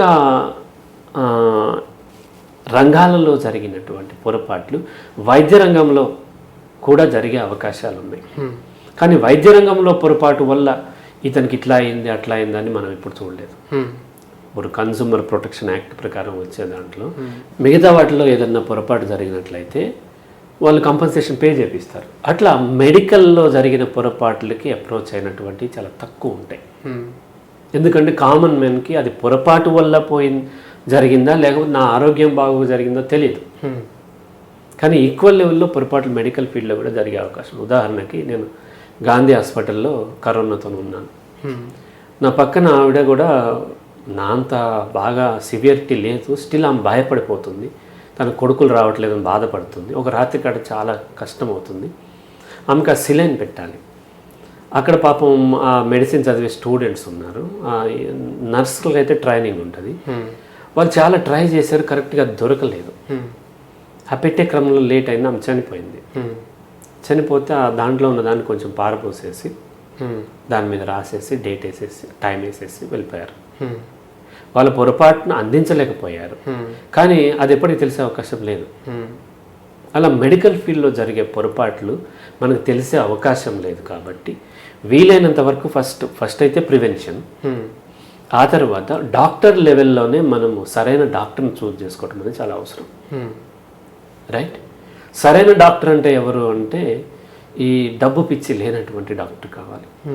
సహజంగా మనము ఇప్పుడు ఉన్నటువంటిది అంటే ఈ జనరేషన్లో మెడిసిన్ చదవాలంటే చాలా ఎక్స్పెన్సివ్ అవుతుంది. పాత జనరేషన్ అంత ఎక్స్పెన్సివ్ కాదు. ఇప్పుడైతే మెడికల్ కాలేజీలు ఎక్కువైపోయినాయి, మేనేజ్మెంట్ సీట్లు వచ్చినాయి, కోట్ల రూపంలో వచ్చిన వాళ్ళందరికీ సర్టిఫికేట్ ఉంటుంది. సో సర్టిఫికేట్ వాళ్ళని కేటగరైజ్ చేసి వీళ్ళు మంచి డాక్టర్ వీళ్ళు చెడ్డ డాక్టర్ అని చెప్పట్లేదు. వాళ్ళ వచ్చిన మార్కులు ఎన్ని అని అడగట్లేదు, నీ ర్యాంక్ ఎంత అని అడగట్లేదు. అందరూ సేమ్ డాక్టర్స్, అందరికీ MBBS ఉంటుంది, బోర్డు ఉంటుంది. దీంట్లో మనం వీలైనంత వరకు ఒక 50 అబవ్ ఉన్నటువంటి జనరల్ ఫిజిషియన్ని మనం చూస్ చేసుకోవటం ఫస్ట్ లెవెల్లో ఇంపార్టెంట్. స్ట్రాటజీ నేను చెప్పాను, నాకు తోచినటువంటి స్ట్రాటజీ. ఎందుకు అనంటే బిలో ఉన్న వాళ్ళు సహజంగా ఏమవుద్దంటే ఏ సమస్య అయినా జనరల్ ఫిజిషియన్ చూసే విధానము దాంట్లో ఎక్స్పర్ట్ నాలెడ్జ్ ఉన్న అతను చూసే విధానంలో తేడా ఉంటుంది. ఒక కార్డియాలజిస్ట్ దగ్గర మీరు వెళ్ళినప్పుడు ఛాతీ నొప్పి అంటే అక్కడ కార్డియాలజీకి సంబంధించిన అన్ని ఆలోచిస్తూ ఉంటాడు అతను, దానికి సంబంధించిన టెస్టులు చేపించేస్తూ ఉంటాడు. కానీ జనరల్ ఫిజిషియన్ దగ్గరికి వెళ్ళినప్పుడు 14 చూస్తాడు. కడుపు నొప్పి అనగానే అతను 14 చూస్తాడు జనరల్ ఫిజిషియన్. అతను అన్నిటి మీద ఈక్వల్ లెవెల్ నాలెడ్జ్ ఉంది. తను చూసి అది కూడా నేను చెప్పి 50 అబవ్ అన్నాను. ఎందుకు 50 అబవ్ అన్నానంటే 50 అబవ్ అంటే చాలా పాత జనరేషన్. అతను ఎక్కువ డబ్బు ఖర్చు పెట్టి మేనేజ్మెంట్ సీట్లో వచ్చి ఉండకపోవచ్చు, అండ్ వాళ్ళతో పోటీ కూడా పడాల్సిన అవసరం ఇతనికి లేదు. ఒకవేళ ఉన్నా సరే జీవితం అర్థమైపోయి ఉంటుంది. తన కొడుకులు అమెరికా వెళ్ళిపోయి ఇంకోటి తీసుకుని ఇప్పుడు సంపాదించి వాళ్ళకి ఇవ్వాల్సిన అవసరం తక్కువ ఉంటుంది. అందరూ అలా ఉంటారని చెప్పట్లేదు, కానీ 50 అబవ్ ఉండేటువంటి డాక్టర్కి మోసం చేయాల్సిన అవసరం చాలా తక్కువగా ఉంటుంది. కాబట్టి అతను కొంత జెన్యున్గా చూసే అవకాశం ఉంటుంది. అప్పుడు కనీసం 50% అన్నా నీకు ఏ ప్రాబ్లం లేదు బాబు, ఇంటికి పోయి ఇది చేయొచ్చు అని చెప్పే అవకాశాలు ఉంటాయి. కాబట్టి ఫస్ట్ స్టెప్లో ఒక మంచి జనరల్ ఫిజిషియన్ మనం చూసుకోవాలి, వెతుక్కుని పెట్టుకుని ఉంచుకోవాలి. ప్రతి ఒక్కరూ వాళ్ళకంటూ ఒక పర్సనల్ డాక్టర్, ఒక జనరల్ ఫిజిషియన్, దట్టు 50 అబవ్ ఉన్న వాళ్ళతోని కాంటాక్ట్ పెట్టుకుని అవసరమైతే వాళ్ళ దగ్గరికి రెగ్యులర్గా వెళ్తూ ఉంటే వాళ్ళు ఎలా ట్రీట్ చేస్తున్నారో అర్థమవుతుంది. మనం వచ్చినప్పుడల్లా కొత్త డాక్టర్ దగ్గర పోకుండా. ఎందుకంటే మెడిసిన్ అనేది రోడ్డు పక్కన చాలా క్లినిక్లు ఉంటాయి. ఇది రోడ్డు బిజినెస్ కాదు. కొంత అవగాహన డాక్టర్కి పేషెంట్ పట్ల రావడానికి టైం పడుతుంది. పేషెంట్ కూడా డాక్టర్ని అర్థం చేసుకునే టైం పడుతుంది. డాక్టర్ మాట్లాడే విధానము, అతను చూసే విధానం, కొందరు డాక్టర్లు కోపంగా ఉంటారు, కొందరు డాక్టర్లు నవ్వుతూ మాట్లాడతారు, కొందరు డాక్టర్లు ఏమో కమర్షియల్గా ఉంటారు. ఈ విషయాలు పేషెంట్గా మనకు అర్థం కావాలి. డాక్టర్ కూడా ఆ పేషెంట్ యొక్క ఆరోగ్య స్థితి, అతని యొక్క ఆర్థిక స్థితి, కుటుంబ స్థితి, అతని యొక్క సైకలాజికల్ ఇవన్నీ అర్థం కావాలి. ఇవన్నీ అర్థమైతేనే అతను ప్రాపర్గా గైడ్ చేయగలుగుతాడు. కాబట్టి ఒకే డాక్టర్ని లేదంటే ఆల్టర్నేట్గా ప్లాన్ బి కింద ఇంకొక డాక్టర్ని కూడా పెట్టుకోవచ్చు. ఆ డాక్టర్ని మనం ఫ్రీక్వెంట్గా కన్సల్ట్ చేస్తూ మనం సలహాలు అడిగినట్లయితే వాళ్ళు ప్రాపర్గా ఇచ్చే అవకాశం ఉంటుంది. వాళ్ళు అనవసరమైన మెడికేషన్ ఇవ్వరు. మొదటిది. ఈ డాక్టర్ లెవెల్ అయిపోయిన తర్వాత జనరల్ ఫిజిషియన్ నుంచి అతను చెప్తే మనము ఎక్స్పర్ట్ దగ్గరికి వెళ్తాం. ఈ ఎక్స్పర్ట్స్ కూడా మనం కొంత స్టడీ చేసుకోవాల్సిన అవసరం ఉంటుంది. సర్జన్ అయితేనేమో experience important, at the same time age కూడా ఇంపార్టెంట్. ఎక్కువ ఏజ్ ఉన్న వాళ్ళు సహజంగా సర్జరీ చేయరు, ఎందుకంటే వాళ్ళ చేతుల్లో వణుకు వస్తుంది, అంత పర్ఫెక్ట్గా ఉండదు. At the same time experience లేని వాళ్ళు సర్జరీ చేసినా కష్టం అవుతుంది. ఎందుకంటే వాళ్ళు ఎక్కువ చూడలేదు. ఎందుకంటే మన హాస్పిటల్స్లో డెడ్ బాడీలు దొరకలేదు. వాళ్ళు ఎక్స్పెరిమెంట్ చేద్దామంటే ఈ హార్ట్ కింద ఎంత స్పేస్ ఉంటుందో తెలియదు, లివర్ ఎక్కడ ఉంటుందో ఎంత తెలుసు అన్నీ, బట్ ప్రాక్టికల్గా తక్కువ చూసారు. కానీ నెంబర్ ఆఫ్ చేసిన వాళ్ళకి పర్ఫెక్ట్ అయిపోయి ఉంటుంది. కాబట్టి వీలైనంతవరకు 40 to 50, 55 మధ్యలో ఉన్న సర్జన్స్ మనం చూస్ చేసుకున్నట్లయితే వాళ్ళ రివ్యూస్ అవి చూసుకుని వాళ్ళని, అంటే జనరల్ ఫిజిషియన్ లెవెల్ నుంచి సర్జన్కి వచ్చినప్పటికీ, ఎందుకంటే ప్రతిసారి సర్జన్తో అవసరం ఉండదు, ఎండీతో అవసరం ఉండదు. అటువంటిప్పుడు కూడా మనం వీలైనంత వరకు 40 నుంచి దీన్ని చూస్ చేసుకుని వెళ్ళటం అనేది మంచిది. తర్వాత డ్రగ్ అంటే మెడిసిన్. డాక్టర్ ఏం చేస్తాడు, సర్జరీ అయితే మనం చెప్పేది ఏం లేదు, వాళ్ళు ఐసీయూలో చేస్తారు, అది పక్కన పెట్టేస్తే మెడిసిన్ ఇచ్చినప్పుడు ఇప్పుడు మనం మెడిసిన్ గురించి అర్థం చేసుకోవాలి. మెడిసిన్ ప్రకృతి నుంచి వచ్చింది, దాన్ని మెడిసిన్ కింద తయారు చేసి మనకి ఫార్మా కంపెనీస్ డిస్ట్రిబ్యూటర్కి ఇస్తే, డిస్ట్రిబ్యూటర్ ఏమో హోల్సేలర్కి ఇస్తాడు, హోల్సేలర్ ఏమో రీటైల్ షాప్కి ఇస్తారు. రిటైల్ షాప్లో మనం కొనుక్కుంటున్నాం, సైంటిస్ట్ కనిపెడతాడు. ఇక్కడ సైంటిస్ట్ కనిపెట్టి, అంటే సైంటిస్ట్కి ఫార్మా కంపెనీసే వాళ్ళు ఫండింగ్ చేస్తారు. కాబట్టి వాళ్ళు ఒక మెడిసిన్ దేనికన్నా కనిపెట్టిన తర్వాత దానికి పేటెంట్ ఇస్తారు అథారిటీస్ నుంచి. పేటెంట్స్ తీసుకున్న తర్వాత దాన్ని పేటెంటెడ్ డ్రగ్ అంటారు. ఆ తర్వాత వచ్చేసి ఈ పేటెంట్ సర్టన్ ఇయర్స్ ఉంటుంది, అది 17, 18 ఎంతో కొన్ని సంవత్సరాల వరకు వాళ్ళు తప్ప ఎవరు కూడా దాన్ని తయారు చేసడానికి లేదు. ఆ పేటెంట్ ఎక్స్పైర్ అయిన తర్వాత దాన్ని మిగతా అన్ని కంపెనీలు తయారు చేసుకోవచ్చు. తయారు చేసుకునేది ఆ జెనరిక్ డ్రగ్స్ అంటుంటారు వాటిని. ఇక్కడ పాపులర్ బిలీఫ్ ఏంటంటే జెనరిక్ డ్రగ్ అంటే చీప్గా వచ్చేది అనుకుంటారు, క్వాలిటీ తక్కువది అనేటువంటి ఒక బిలీఫ్ ఉంది. జెనరిక్ డ్రగ్ అంటే యాక్చువల్లీ ఏంటి అని అంటే పేటెంట్ ఎక్స్పైర్ అయిపోయింది, నంబర్ ఆఫ్ మ్యానుఫ్యాక్చర్స్ తయారు చేయవచ్చు, ఓపెన్ మార్కెట్లో నంబర్ ఆఫ్ మ్యానుఫ్యాక్చర్ తయారు చేయవచ్చు అనేది తప్ప జెనరిక్ డ్రగ్ అంటే బ్రాండ్ లేనిదనో లేకపోతే పనికి మాలిందనో కాదు. మనకి ఇక్కడ జెనరిక్ స్టోర్ అని ఉంటుంది, అక్కడికి వెళ్ళినప్పుడు వాళ్ళు ఏమనుకుంటారు తక్కువలో దొరుకుతాయి అనుకుంటున్నారు. తక్కువలో దొరకటం ఎక్కువ దొరకటం అనేది వాళ్ళు తీసుకునే మార్జిన్ బట్టి తప్ప యాక్చువల్గా అన్నీ ఒకటి, అన్ని జెనరికే. ఈ మెడిసిన్ తయారు చేసే మ్యానుఫ్యాక్చర్స్కి ఫ్యాక్టరీస్ ఉంటాయి. ఆ ఫ్యాక్టరీల్లో వాళ్ళు మెషినరీని, అంటే క్వాలిటీ ఇంపార్టెంట్. ఒకటి డాక్టర్ రాసే మెడిసిన్ ఎందుకు రాస్తాడు ఏంటి మనం చూద్దాము. రెండోది ఆ మెడిసిన్లో ఉన్న క్వాలిటీ. మూడోది తయారు చేసేటువంటి దగ్గర ఉండేటువంటి మెయింటైన్ చేసేది ప్రాసెస్ క్వాలిటీ.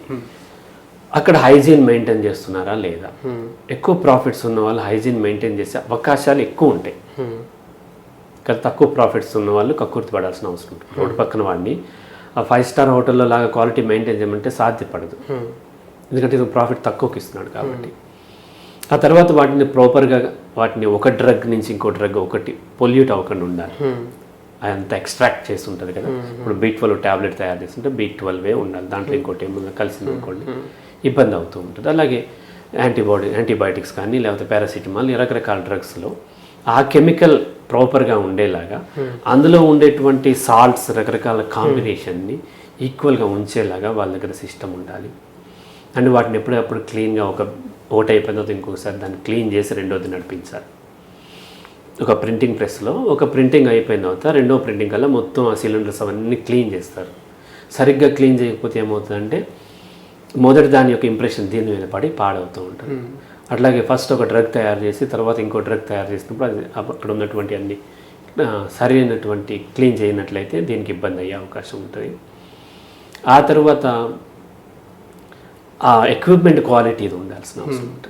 మామూలు వంట చేసుకునేటప్పుడే మనం 14 చెప్తున్నారు, అల్యూమినియంలో వండొద్దు, ఈ టెఫ్లాన్ వాడొద్దు, ఏవేవో చెప్తున్నారు. మెడిసిన్ తయారు చేసేటప్పుడు ఎంత ఇది ఉండాలి, అవన్నీ కాస్ట్లీ ఎక్విప్మెంట్ ఉంటుంది. ఆ ఎక్విప్మెంట్ ప్రాపర్ ఉందో లేదో కూడా ఇంపార్టెంట్. ఇవన్నీ ఇన్ జనరల్ మనం వెళ్ళి టెస్ట్ చేయలేము. ఇన్ జనరల్ ఒక మంచి పెద్ద పెద్ద కంపెనీలు మెయింటైన్ చేయడానికి అవకాశాలు ఎక్కువ ఉన్నాయి.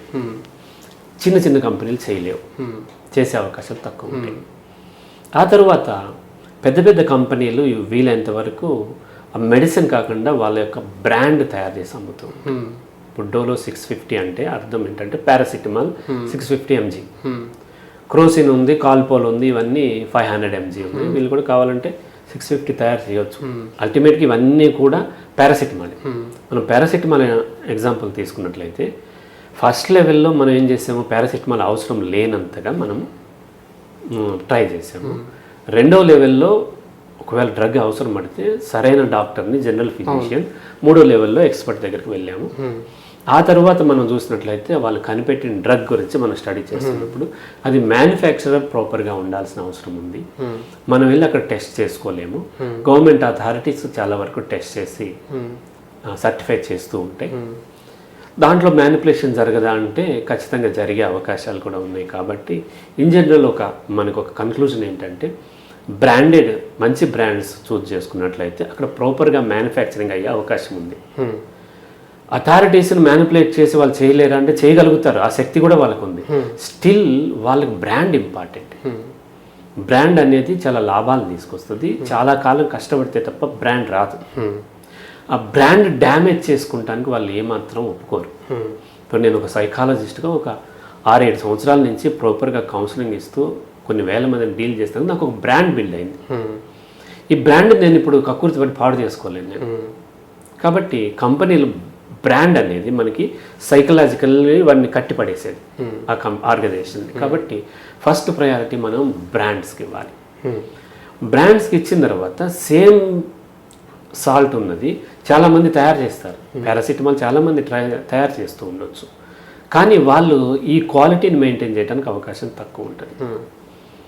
అయితే డాక్టర్స్ ఏం చేస్తారంటే కమర్షియల్ డాక్టర్స్ సహజంగా ఎక్కడైనా దొరికేటువంటి ఈ పాపులర్ బ్రాండ్స్ రాయకుండా వీళ్ళు ఏం చేస్తారు, మెడికల్ కంపెనీలు ఏం చేస్తాయంటే ఆర్గనైజేషన్స్ డాక్టర్స్ వాళ్ళ మార్కెటింగ్ కన్సూమర్ కాదు. మిగతా దగ్గర అయితే సెల్ ఫోన్లు అమ్మాలంటే మీ దగ్గరకు వచ్చి అమ్మాలి, లేదంటే మీకు పర్సనల్ లోన్ ఇవ్వాలంటే వాళ్ళు మీకు కాల్ చేస్తారు. కానీ వీళ్ళు మెడికల్ వాడేది మనమైనా రాసేది డాక్టర్ కాబట్టి డాక్టర్స్ దగ్గర వాళ్ళు మార్కెటింగ్ చేసే క్రమంలో డాక్టర్స్కి ఇన్సెంటివ్స్ ఇస్తూ ఉంటారు. ఆ ఇచ్చే క్రమంలో గిఫ్ట్లు ఇస్తారు, పార్టీలు ఇస్తారు, పెద్ద పెద్ద పార్టీలు ఇస్తూ ఉంటారు. సింగపూర్ తీసుకెళ్తారు, దుబాయ్ తీసుకెళ్తారు, పెద్ద పెద్ద గిఫ్ట్లు ఇస్తారు, పర్సంటేజ్లు ఇస్తూ ఉంటారు.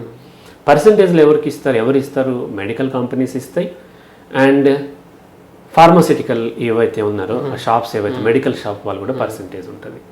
కాబట్టి ఎక్కువ మంది డాక్టర్లు ఏం చేస్తారంటే ఆ పేషెంట్ యొక్క అండర్స్టాండింగ్ని బట్టి సేమ్ పారాసిటమాల్ రాయాల్సి వచ్చినప్పుడు ఆ బ్రాండ్ ఏది రాయకుండా లోకల్ వాడేవాడు ఉంటాడు. విజయవాడ అంటే విజయవాడ లోకల్ తయారయ్యేది ఉంటుంది, హైదరాబాద్ లోకల్ తయారయ్యేది ఉంటుంది, కర్నూలులో లోకల్ తయారయ్యేది ఉంటుంది.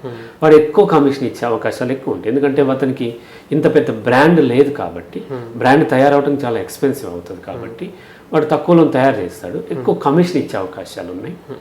స్టాండర్డ్స్ మెయింటైన్ చేయడు, అండ్ స్టాఫ్ని కూడా సరైన క్వాలిఫైడ్ ఉన్న వాళ్ళు మెయింటైన్ చేయడు. కాబట్టి తక్కువలో అయిపోతుంది, కాబట్టి ఎక్కువ కమిషన్ డాక్టర్కి ఇస్తాడు.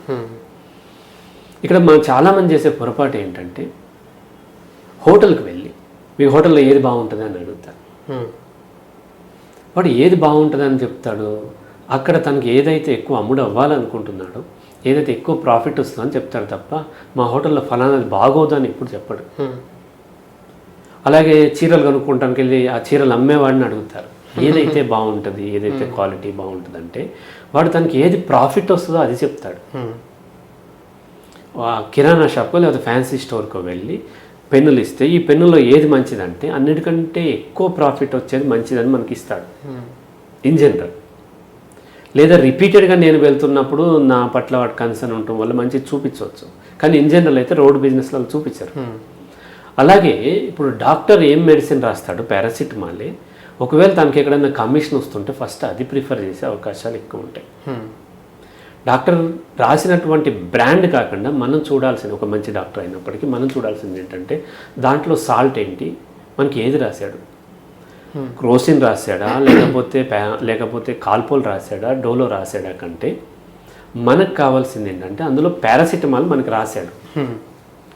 అయితే యాక్చువల్గా డాక్టర్స్ యాక్చువల్ మెడిసిన్ ఏదో అది రాయాలి, కానీ అలా రాయరు, వాళ్ళు బ్రాండ్ రాస్తారు. డోలో 650 అంటారు, పారాసిటమాల్ 650 అని రాయరు, పారాసిటమాల్ 500 mg అని రాయరు, డోలో అని రాస్తే సహజంగా మనం డోలోనే కొనుక్కుంటాం. అది కూడా ఆ షాప్లోనే దొరుకుతుంది, కొనుక్కుంటూ ఉంటాం, డోలోనో లేకపోతే ఇంకోటి ఏదో. అటువంటప్పుడు కొంత మన అవేర్నెస్ పెంచుకొని ఒకవేళ అతను రాసింది కనుక పాపులర్ మ్యానుఫ్యాక్చరర్ కాదు, రెగ్యులర్గా తెలియకుండా లోకల్ మ్యానుఫ్యాక్చరర్ అన్నప్పుడు బెటర్ ఏంటంటే అతను సరిగ్గా చేయట్లేదు అని అనట్లేదు, చేస్తూ కూడా ఉండొచ్చు, కానీ రిస్క్ మన యొక్క శరీరం లోపలికి వెళ్తుంది కాబట్టి రిస్క్ మనది అండ్ హెల్త్ రిస్క్ కాబట్టి వీలైనంత వరకు అతన్ని బ్రాండెడ్ రాయమని అడగటం, రిక్వెస్ట్ చేయటం, లేదా మనము ఆ సాల్ట్ ఉన్నటువంటి బ్రాండెడ్ మనం కొనుక్కున్నట్లయితే మనం సేఫ్ ఉంటాం. రైట్, మొదట మెడిసిన్కే వెళ్ళొద్దు, మెడిసిన్కి వెళ్ళిన తర్వాత సరైన డాక్టర్ని చూజ్ చేసుకోవాలి. ఆ డాక్టర్తో రెగ్యులర్ కాంటాక్ట్లో ఉన్నప్పుడు మనల్ని ఇటువంటి చిల్లరవి రాసే అవకాశాలు తక్కువ ఉంటాయి. ఒకవేళ రాసినా మనము బ్రాండ్ చెక్ చేసుకోవాలి. అయితే ఇక్కడ సమస్య కూడా ఏంటి అని అంటే ఈ బ్రాండ్స్ ఏవైతే ఉన్నాయో ఫేక్ కూడా వస్తుంటాయి, డూప్లికేట్స్ వస్తూ ఉంటాయి. బాగా పాపులర్ హీరోకి ఒక ఈ రికార్డింగ్ డ్యాన్స్ చేసే డూప్లికేట్ వాళ్ళు ఎక్కువ ఉంటారు, అంతేగాని మొన్నే వచ్చిన హీరో అతను ఏమి సరిగ్గా ఫెయిల్ అయిన హీరోకి ఒక రికార్డింగ్ డ్యాన్స్ అతను తయారు కాడు. సో అలాగే పాపులర్ బ్రాండ్స్కే మనకి డూప్లికేట్లు వస్తాయి, ఫేక్ వస్తూ ఉంటాయి. డూప్లికేట్ అండ్ దాని కల్తీ అంటే ఇక్కడ రెండు ఉన్నాయి. ఇప్పుడు మనము స్టెబిలైజర్స్ తీసుకున్నట్లయితే వి గార్డ్ స్టెబిలైజర్ ఇటువంటి కొన్ని బ్రాండెడ్ ఉంది. నేను 30sలో ఉన్నప్పుడు, ఎర్లీ 30sలో ఉన్నప్పుడు గ్రాఫిక్ డిజైనింగ్ చేసేవాడిని. కోటిలో చాలామంది క్లయింట్స్ ఉండేవాళ్ళు, వాళ్ళు మ్యానుఫ్యాక్చరింగ్ లోకల్ ఉండేది. ఈ ఆ బాక్స్ ఉంటుంది కదా, ఆ బాక్స్ డిజైన్ నేను చేయాలి. పేరు ఏం పెట్టేవాళ్ళు అంటే వి గార్డ్ ఉంటే యూ గార్డ్ అని తయారు చేశాను. వీళ్ళు ఒరిజినలే కానీ సిమిలర్గా ఉండేలా తయారు చేస్తారు. అలాగే వి గార్డ్ ఉంటే టీవీ గార్డ్ అని తయారు చేస్తారు. మ్యానుఫ్యాక్చర్ ఎక్కడ పెట్టను అంటే ఎక్కడ పెడితే బాగుంటుందని నన్ను అడిగేవాళ్ళు. ఫలానా ముంబై ఇక్కడ తయారవుతుంది, అంధేరి ముంబై ఇట్లాంటి ఏవేవో వాళ్ళు చెప్తూ ఉండేవాళ్ళు, అది టైప్ చేసి పెట్టారు. ఇలా సిమిలర్గా ఉండేటువంటి డూప్లికేట్స్ రావటం అంటే ఏంటి, సపోజ్ బేర్ జీన్స్ ఉంటే రేర్ జీన్స్ ఉంటుంది, ఇట్లా ఒకటి. రెండోది ఏంటి అని అంటే ఈ ఫీల్డ్లో పాపులర్ కాదు అది. పెప్సీ అనేది కూల్ డ్రింక్, కోటి వెళ్తే పెప్సీ అండర్వేర్లు ఉంటాయి. ఇంటెల్ అనేది ప్రాసెసర్లు తయారు చేసి అమ్ముతారు. మనం కోటిలో ఎలక్ట్రానిక్ షాప్స్కి వెళ్తే అక్కడ టీవీలు ఇంటెల్ టీవీలు ఉంటాయి.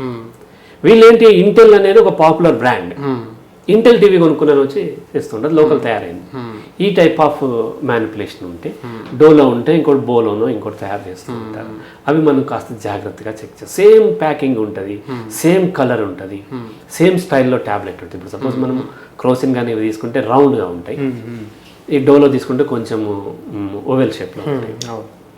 ఆ ఓవెల్ షేప్లో ఇంకోటి తయారు చేస్తాడు వాడు, డోలో బదులు బోలోనో పోలోనో ఏదో పెడుతూ ఉంటాడు. ఇవి మనము ప్రాపర్గా చెక్ చేసుకోవాలి. అండ్ తర్వాత సేమ్ డోలోనే సేమ్ పేరేస్తాడు, బట్ లోకల్లో తయారు చేసి డూప్లికేట్లు కూడా మెడికల్ షాప్లోకి వచ్చేస్తుంది. డబ్బులు మెడికల్ షాప్లో ఒకసారి ఫేక్ కరెన్సీ వచ్చినప్పుడు ఫేక్ మెడిసిన్ ఎందుకు రాదు? ఈ ఫేక్ మెడిసిన్ ఎక్కడి నుంచి వస్తుంది అని అంటే సహజంగా మనకున్నటువంటి మెడికల్ షాప్ వాళ్ళు వీళ్ళకి అమ్మకం తక్కువే ఉంటుంది కదా, వీళ్ళు డైరెక్ట్గా డిస్ట్రిబ్యూటర్ నుంచో ఫ్యాక్టరీ నుంచో తెచ్చుకోలేరు. వీళ్ళు ఎక్కడి నుంచి తెచ్చుకుంటారో హోల్సేలర్ దగ్గరికి వస్తారు.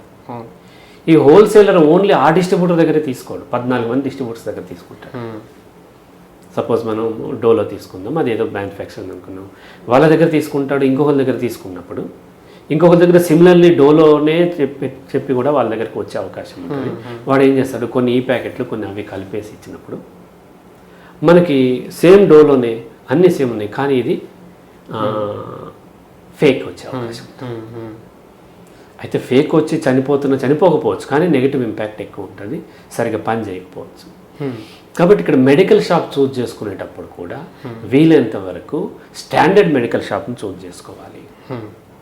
గల్లీల్లో ఉన్న చిన్న చిన్న షాప్స్ కాకుండా చాలామంది ఆన్లైన్లో ఆర్డర్ చేసేస్తూ ఉంటారు. ఈ ఆన్లైన్లో ఎవరు మ్యానుఫ్యాక్చర్ పడితే వాళ్ళు పెట్టేస్తూ ఉంటారు. ఆన్లైన్లో మనం ఏం చూస్తాము, కంపేర్ చేసుకుంటాము, ఏది ఎక్కువ ఉంది, ఏది తక్కువ ఉంది, ఏది ఎక్కువ డిస్కౌంట్, ఇలా చూసుకుని తక్కువ వచ్చేది చూసుకుంటూ ఉంటాం. అలా కాకుండా మెడిసిన్ దగ్గర మాత్రం ఎక్కువ తక్కువ కాకుండా మనం ప్రాపర్ మెడిసిన్ రావాలంటే ఒక స్టాండర్డ్ మెడికల్ షాప్కి వెళ్ళినట్లయితే వాళ్ళు డైరెక్ట్ డిస్ట్రిబ్యూటర్ నుంచి ఆర్డర్ చేసి తెప్పించుకునే అవకాశాలు ఉన్నాయి. ఇప్పుడు డోలో కరెక్ట్గా ఆ మ్యానుఫ్యాక్చర్ దగ్గర నుంచి ఆ వాళ్ళ డిస్ట్రిబ్యూటర్ నుంచి వచ్చేటప్పుడు ఈ ఫేక్ అందులో కలిసే అవకాశాలు తక్కువ ఉంటాయి. సో కాబట్టి మెడికల్ షాప్ను కూడా మనము ఆ స్టాండర్డ్ తీసుకోవాలి. ఆ తర్వాత మెడిసిన్ ఎంత తీసుకోవాలి ఏంటి అనేది డాక్టర్ ప్రిస్క్రైబ్ చేస్తాడు. సరైన డాక్టర్ని అడగాలి, 1-2 సార్లు అడగాలి. అడిగి ఇది ఎన్ని రోజులు వేసుకోవాలి, ఇది ఇక్కడ ఆపేయొచ్చా, జ్వరం తగ్గితేనా ఇది వేసుకోవాలి. ఇప్పుడు సపోజ్ కొన్ని యాంటీబయాటిక్స్ లాంటివి ఉన్నాయి అనుకోండి, జ్వరం తగ్గినా ఆ కోర్స్ కంప్లీట్ చేయాలి. పారాసిటమాల్ ఉంటే జ్వరం ఉంటేనే వేసుకోవాలి, కానీ మనకు తెలియక జ్వరం తగ్గిపోయిందని యాంటీబయాటిక్స్ ఆపేస్తూ ఉంటే మళ్ళీ వచ్చినప్పుడు మళ్ళీ ఆ డోస్ సరిపోదు. సో కాబట్టి ఇక్కడ ప్రాపర్ మెడికేషన్ డాక్టర్ని అడిగిన తర్వాత అవసరమైతే 1-2 సార్లు డాక్టర్ని ఇది ఎప్పుడు వేసుకోవాలి, ఎన్నిసార్లు వేసుకోవాలి ఏంటి అనేది, ఇది ఎంతవరకు కంటిన్యూ చేయాలి, జ్వరం తగ్గగానే ఇది ఆపేయాలా, నొప్పి తగ్గగానే ఇది ఆపేయాలా, ఇది కంటిన్యూ చేయాలా, మళ్ళీ రివ్యూకి రావాల్సిన అవసరం ఉంటుందా లేదా, ఈ క్వశ్చన్స్ వేయాలి. మనం డాక్టర్ దగ్గర చాలా ఇన్ఫీరియర్ ఫీల్ పట్టుకుని వచ్చేస్తూ ఉంటాం ప్రిస్క్రిప్షన్. ఇక్కడ రకరకాలు ఉన్నాయి. ఒకటి ఇప్పుడు పారాసిటమాల్ ఉందనుకోండి, జ్వరానికి వేసే ట్యాబ్లెట్, లేకపోతే పెయిన్ కిల్లర్లు ఏమైనా ఉంటే పెయిన్ లేకపోతే వేయొద్దు, జ్వరం లేకపోతే వేయొద్దు. కానీ యాంటీబయాటిక్స్ లాంటివి ఇచ్చారనుకోండి, అవి ఆ కోర్స్ ఎంత అయితే 3 రోజులు 5 రోజులు అన్ని రోజులు వేయాలి. సేమ్ డోసేజ్ పడాలి, డోసేజ్లో కూడా వేరియేషన్ ఉండకూడదు. అలా ఇప్పుడు మనకు ఏం చేస్తారు, సైకియాట్రిస్ట్ డ్రగ్స్ రాస్తూ ఉంటారు, అవి 15 రోజుల తర్వాత వరకు రాస్తారు. వీళ్ళు 15 రోజులు వాడి మానేస్తారు, కింద రాస్తాడు 15 డేస్ తర్వాత రివ్యూకి రమ్మని రాస్తాడు, 2 వీక్స్ తర్వాత 1 మంత్ తర్వాత రివ్యూకి రమ్మని రాస్తాడు. వీళ్ళు ఏం చేస్తారు, వాడి మానేసినప్పుడు దాని ఇంపాక్ట్ ఉంటుంది.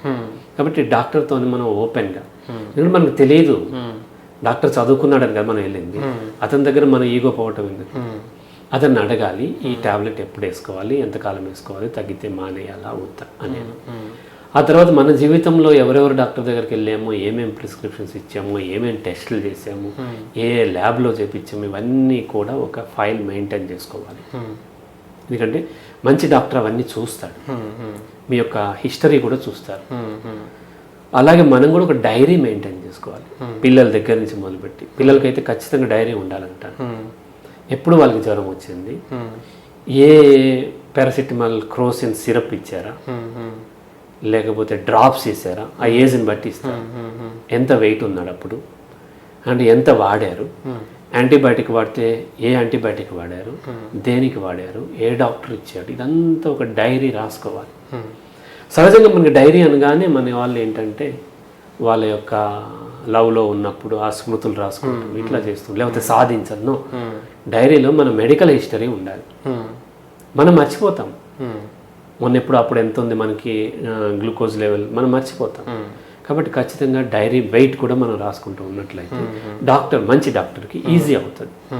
కాబట్టి ఈ మెడిసిన్ వచ్చేసరికి ఈ మ్యానిపులేషన్ జరగకుండా ఉండటం కోసం ఉన్న సాల్ట్ని అర్థం చేసుకోవాలి, మ్యానుఫ్యాక్చరర్ ఎవరో తెలుసుకోవాలి. జనరిక్ డ్రగ్స్ అని పోవద్దు, ఆల్ ఆర్ జనరిక్. బట్ దాంట్లో ప్రాపర్ మ్యానుఫ్యాక్చర్, పాపులర్ ఆర్ మంచి క్వాలిటీ మెయింటైన్ చేసేటువంటి బ్రాండ్ ఉన్న మ్యానుఫ్యాక్చర్ అయితే తక్కువగా మోసం చేసే అవకాశాలు ఉంటాయి. కాబట్టి అక్కడ ఉన్నటువంటి ప్రాపర్ మ్యానుఫ్యాక్చర్ని తీసుకుని, ఇప్పుడు ఒకే డ్రగ్ని రకరకాల సిప్లా వాళ్ళు తయారు చేస్తారు, రెడ్డీస్ ల్యాబ్ తయారు చేస్తారు, బయలాజికల్ తయారు చేస్తూ ఉంటారు. ఇట్లా తయారు చేసినప్పుడు లోకల్ వాళ్ళు కూడా తయారు చేస్తారు. ఏదో అర్చన మెడికల్ ఫార్మసిటికల్ ఏదో బ్రాండ్ పెట్టుకుని వాళ్ళు తయారు చేస్తూ ఉంటారు. అటువంటిప్పుడు వీలైనంత వరకు అర్చనాన్ని అవాయిడ్ చేయాలి. అంటే వాళ్ళు తప్పు తయారు చేస్తున్నారు అనట్లేదు, కానీ రిస్క్ తీసుకోకుండా ఉండటం కోసం అటువంటి తయారు. సో ఒక్కొక్కసారి దొరకనప్పుడు వేరే మార్గం లేదు, అవి తీసుకోవాలి. ఆ తర్వాత ఎక్కువ శాతం ఈ ఫార్మాసిటికల్ కంపెనీస్కి ఎక్కువ బిజినెస్ నడిచేది మెడిసిన్ కంటే కూడా సప్లిమెంట్స్. 80-90% సప్లిమెంట్సే కొంటారు. సప్లిమెంట్స్ వేరు, మెడిసిన్ వేరు. సప్లిమెంట్స్ మెడిసిన్ కాదు. ఈవెన్ దో డాక్టర్స్ ఇస్తున్నా, ట్యాబ్లెట్స్ రూపంలో ఇస్తున్నా, అది మన ఫుడ్లో దొరకనటువంటివి ఏవైతే ఫుడ్లో తగ్గినప్పుడు ఎమర్జెన్సీగా తొందరగా రికవర్ అవడానికి సప్లిమెంట్స్ ఇస్తూ ఉంటారు. అయితే ఈ సప్లిమెంట్స్ ఎవరు పడితే వాళ్ళు తయారు చేస్తూ ఉంటారు, రకరకాల కాంబినేషన్లో తయారు చేస్తూ ఉంటారు, చేసి దాన్ని అడ్వర్టైజ్ చేస్తూ ఉంటారు. ఈ అడ్వర్టైజ్మెంట్లు చూస్తూ ఉంటాం మనము. ఫలానా తీసుకుంటే రివైటల్ అనో, లేకపోతే ఇంకోటనో, పడుకుంటానికి జిక్వెలనో, ఏవో రకరకాల ఏవో వస్తూ ఉంటాయి. అవి అడ్వర్టైజ్ చేస్తూ ఉంటాం. ఎందుకు మనకి అడ్వర్టైజ్ చేస్తాం? మనకు అవసరమైతే డాక్టర్ రాస్తాడు కదా. కానీ అడ్వర్టైజ్ చేసినప్పుడు మన మనసు దానికి ట్యూన్ అయిపోయి ఉంటుంది. అది పాపులర్ అనుకుని తొందరగా డాక్టర్ ఇచ్చిందో, లేకపోతే మనమే డైరెక్ట్గా ఓవర్ ది కౌంటర్ కొనుక్కొని వేసేసుకుంటూ ఉంటాం. సప్లిమెంట్స్ మెడిసిన్ కాకపోయినప్పటికీ సేమ్ ఫార్మాసిటికల్ ఇండస్ట్రీలో తయారవుతాయి కాబట్టి కెమికల్, అది ఫస్ట్ అర్థం చేసుకోవాలి. అది కూడా కెమికలే. ప్రతి ట్యాబ్లెట్ కూడా ఫస్ట్ ఒక షుగర్ పిల్ తయారయ్యి దాంట్లో ఆ సాల్ట్ కలుస్తుంది. పారాసిటమాల్కైనా లేకపోతే అజిత్రోమైసిన్ అయినా ఏదైనా సరే ముందు కొన్ని క్యాప్సూల్స్ రూపంలో ఉండొచ్చు, బట్ ట్యాబ్లెట్స్ మాత్రం షుగర్ పిల్ తయారయ్యి అందులో సాల్ట్ కలుస్తుంది. అలాగే ఈ సప్లిమెంట్స్ కూడా కలుస్తాయి. ఈ సప్లిమెంట్స్ తీసుకునేటప్పుడు వీలైనంత అత్యవసరమైతే, ఇంకా వేరే మార్గం లేదన్నప్పుడు సప్లిమెంట్స్కి వెళ్ళాలి తప్ప, వీలైనంత వరకు సప్లిమెంట్స్ మనకి ఏదైతే డాక్టర్ రాశాడో, B12 రాశారు, లేదా ఐరన్ ట్యాబ్లెట్స్ రాశాడు అంటే మనకి ఐరన్ డెఫిషియన్సీ ఉంది. ఆ డెఫిషియన్సీని అప్పటికి వాడిన డాక్టర్ రాసిన తర్వాత మనం ఆ ఫుడ్ మీద ఫోకస్ చేయాలి. ఎందులో ఐరన్ ఎక్కువ దొరుకుతుంది, ఎందులో B12 ఎక్కువ దొరుకుతుంది, ఎందులో సపోజ్ D3 రాశారు, D3 ఎలా వస్తుంది, వీటన్నిటిని మనం చదువుకోవాలి. చదువుకుని వాటిని మనము న్యాచురల్గా వచ్చేటువంటి మార్గాలు చూడాలి. దిక్కుమాలిన జాబ్ చేయడం కోసం అన్ని సంవత్సరాలు చదువుకున్నాం కదా, మన లైఫ్ కోసం ఎంత చదువుకోవాలి? అన్ని లక్షలు ఖర్చు పెట్టాము, 18-20 సంవత్సరాలు చదివాము, కేవలం డబ్బు సంపాదించడం. ఆ డబ్బు ఎందుకు? మళ్ళీ మన లైఫ్ కోసమే కదా. కాబట్టి మనం కూడా చదువుకోవాలి. మనం దాన్ని ప్రాక్టీస్ చేయకపోవచ్చు, స్టిల్ మనకంటూ అవగాహన ఉండాలి. ఏ విటమిన్ ఎందులో ఉంటుంది, ఏ ఫుడ్లో వస్తుంది, ఏది దేనికి అవసరము, ఏది ఎక్కువగా అవసరము, ఏది తక్కువ అవసరము, ఏది లివర్ స్టోర్ చేసుకోగలుగుద్ది, ఏది స్టోర్ చేసుకోలేకపోతుంది, ఏ ఫుడ్ దేనికి అనేది ఈ ఆహారపు అలవాట్ల ద్వారా వీలైనంత వరకు. మనం డాక్టర్ దగ్గరికి వెళ్ళాము, తెలియలేదు, పొరపాటున డాక్టర్ ఏదో ఇది తక్కువ ఉందని రాశాడు, దీనివల్ల నీకు ఇది వస్తుంది అన్నాడు, స్కిన్ డిసీజ్ వచ్చింది, ఏదో ఈ విటమిన్ ఏదో రాశాడు, అంటే ఈ విటమిన్ నాకు కావాలి అన్నప్పుడు అది ఎక్కడుందో చూసుకోవాలి. లేకపోతే C విటమిన్ తక్కువ ఉంది, B కాంప్లెక్స్ తక్కువ ఉంది, ఏదో చెప్తాడు కదా. ఆ చెప్పిన దాన్ని మనము న్యాచురల్గా వచ్చేటువంటి ప్రయత్నం చేయాలి. అలా చేసినట్లే చాలా మందికి సప్లిమెంట్స్ మీద ఆధారపడకుండా న్యాచురల్గా వస్తుంది. కానీ ఎక్కువ బిజినెస్ మొత్తం జరిగే సప్లిమెంట్స్, డాక్టర్స్ రాసేది కూడా చాలా అవసరమైన మెడిసిన్ చాలా తక్కువ ఉంటాయి, ఎక్కువ ఉండదు. జ్వరం వస్తే పారాసిటమాల్ ప్లస్ యాంటీబయాటిక్స్ ఏవో కొన్ని ఉంటాయి, రకరకాల యాంటీబయాటిక్స్. ఎక్కువ మందులు కూడా లేవు, చాలా తక్కువ ఉంటాయి మందులు. అలాగే రకరకాల ఏమన్నా, ఇప్పుడు సపోజ్ హార్ట్ సర్జరీ చేశారు, లేకపోతే కొలెస్ట్రాల్ పెడితే స్టాటిన్స్ ఇస్తారు, డయాబెటిక్ అయితేనేమో ఇన్సులిన్ రిలేటెడ్ ఇస్తారు. ఇలా మనము ఈ లైఫ్ స్టైల్ ద్వారా, లైఫ్ స్టైల్ ఇబ్బంది వల్ల వచ్చినవి అన్నీ మనం రికగ్నైజ్ చేసుకుని లైఫ్ స్టైల్ కరెక్ట్ చేసుకున్నట్లయితే వాటి మీద ఆధారపడటం తగ్గుతుంది. అలాగే వచ్చేసి చాలామంది ఏం చేస్తారంటే, తలనొప్పి అనగానే తనకి తలనొప్పికి రాసిన టాబ్లెట్ తీసుకొచ్చి భార్య కూడా ఇచ్చేస్తూ ఉంటాడు. బీపీ అనగానే నేను బీపీ వాడుతానికి ఇది వేసేసుకో అంటారు. కానీ అలా ఉండదు. ఒక ఇబ్బంది కలగటానికి మల్టిపుల్ ఫ్యాక్టర్స్ ఉంటాయి. తలనొప్పి అనేక కారణాలతో రావచ్చు. ఉదాహరణకు మీరు ఏదో ఒక సెమినార్కి వెళ్ళారు.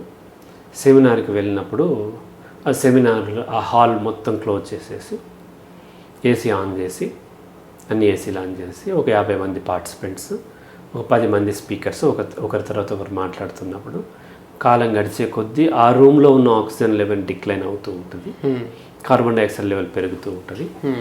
పెరుగుతూ ఉన్నప్పుడు కొంతసేపటికి బాడీకి ఆక్సిజన్ సరిపోనప్పుడు బ్రెయిన్ ఎలర్ట్ చేస్తుంది తలనొప్పి రూపంలో.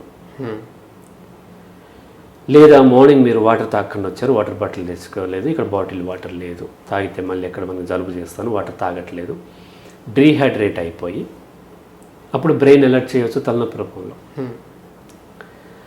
లేదా మార్నింగ్ మీరు బ్రేక్ఫాస్ట్ చేయకుండా వచ్చారు, ఇక్కడ లేట్ అయిపోయింది, ఒక పెద్ద ఆయన వెళ్ళిపోవాలంట, లేట్ అయిపోయినా తను లంచ్ టైంలో కూడా ఇంకొక ఎక్స్ట్రా సెషన్ తీసుకుంటున్నాడు, గ్లూకోజ్ డౌన్ అయిపోయి తలనొప్పి రావచ్చు.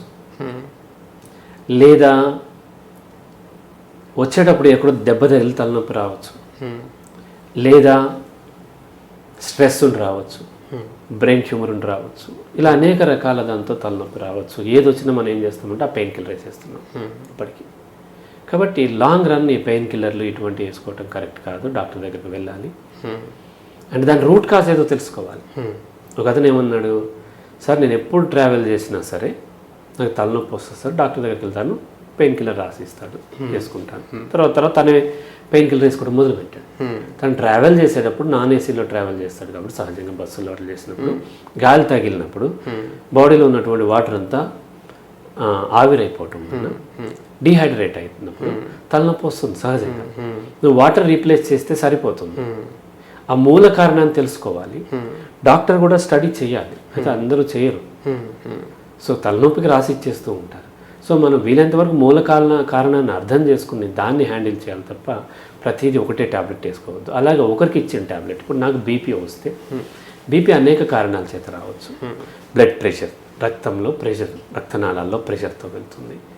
ఆ రక్తనాళాల యొక్క సైజు తగ్గిపోయి కొలెస్ట్రాల్ ఏదో చేరటం వలన పూడుకుపోవటం వల్ల ఎక్కువ ప్రెషర్తో వెళ్ళొచ్చు.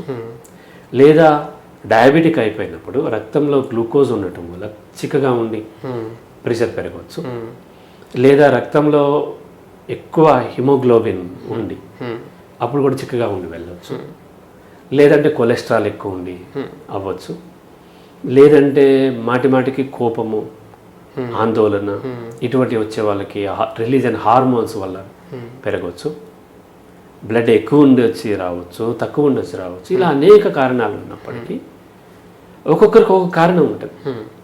కొందరికేమో బ్లడ్ని థిన్ చేసేది ఇస్తారు, కొందరికేమో రక్తనాళాలని వదులుగా చేసేది ఇస్తారు, కొందరికేమో ఇతను పర్సనాలిటీని బట్టి మాటికి హైపర్ అవుతున్నాడు కాబట్టి ఆ ఎడ్రినలిన్ హార్మోన్ ఏదో తగ్గకుండా వాటి బీటా బ్లాకర్స్ ఏదో ఉంటారు అవి ఇస్తూ ఉంటారు.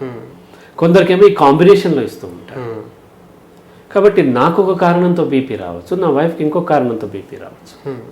సో నాకు వచ్చింది కాబట్టి నేను ఈ ట్యాబ్లెట్లు వేసుకుంటున్నాను, బీపీ ట్యాబ్లెట్లు లైక్ చేస్తాను. అలాగే డయాబెటిక్ అయినా ఏదైనా సరే, ఏ మెడిసిన్ అయినా సరే, మెడిసిన్ మనం సొంతంగా తీసుకోవద్దు. సేమ్ ప్రాబ్లం ఉన్న ఇంకొకరు వేసుకున్న మెడిసిన్ మనం వేసేసుకుంటే సరిపోదు. థైరాయిడ్ ఇంకోటో ఆ మెడిసిన్ వేసేసుకుంటూ ఉంటాం.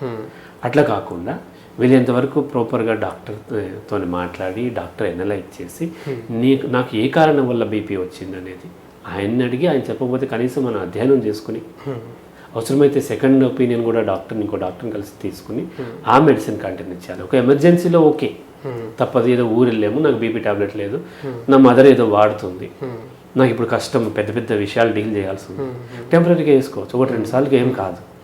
కానీ అలా కాకుండా ఒకరిదొకరు వాడేసేసుకోవటము, ఎక్కడో మనము నెట్లో చదివిని చూసేసి వాడేసుకోవటము, ఇవన్నీ కూడా ప్రమాదకరమైనవి.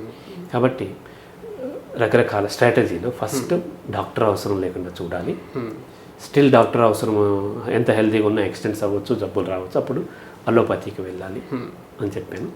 ఎందుకంటే ఎమర్జెన్సీకి మిగతా వాటిలో లేదు కాబట్టి అలోపతికి వెళ్ళాలి. ఆ తర్వాత ప్రాపర్ జనరల్ ఫిజిషియన్ చూస్ చేసుకోవాలి.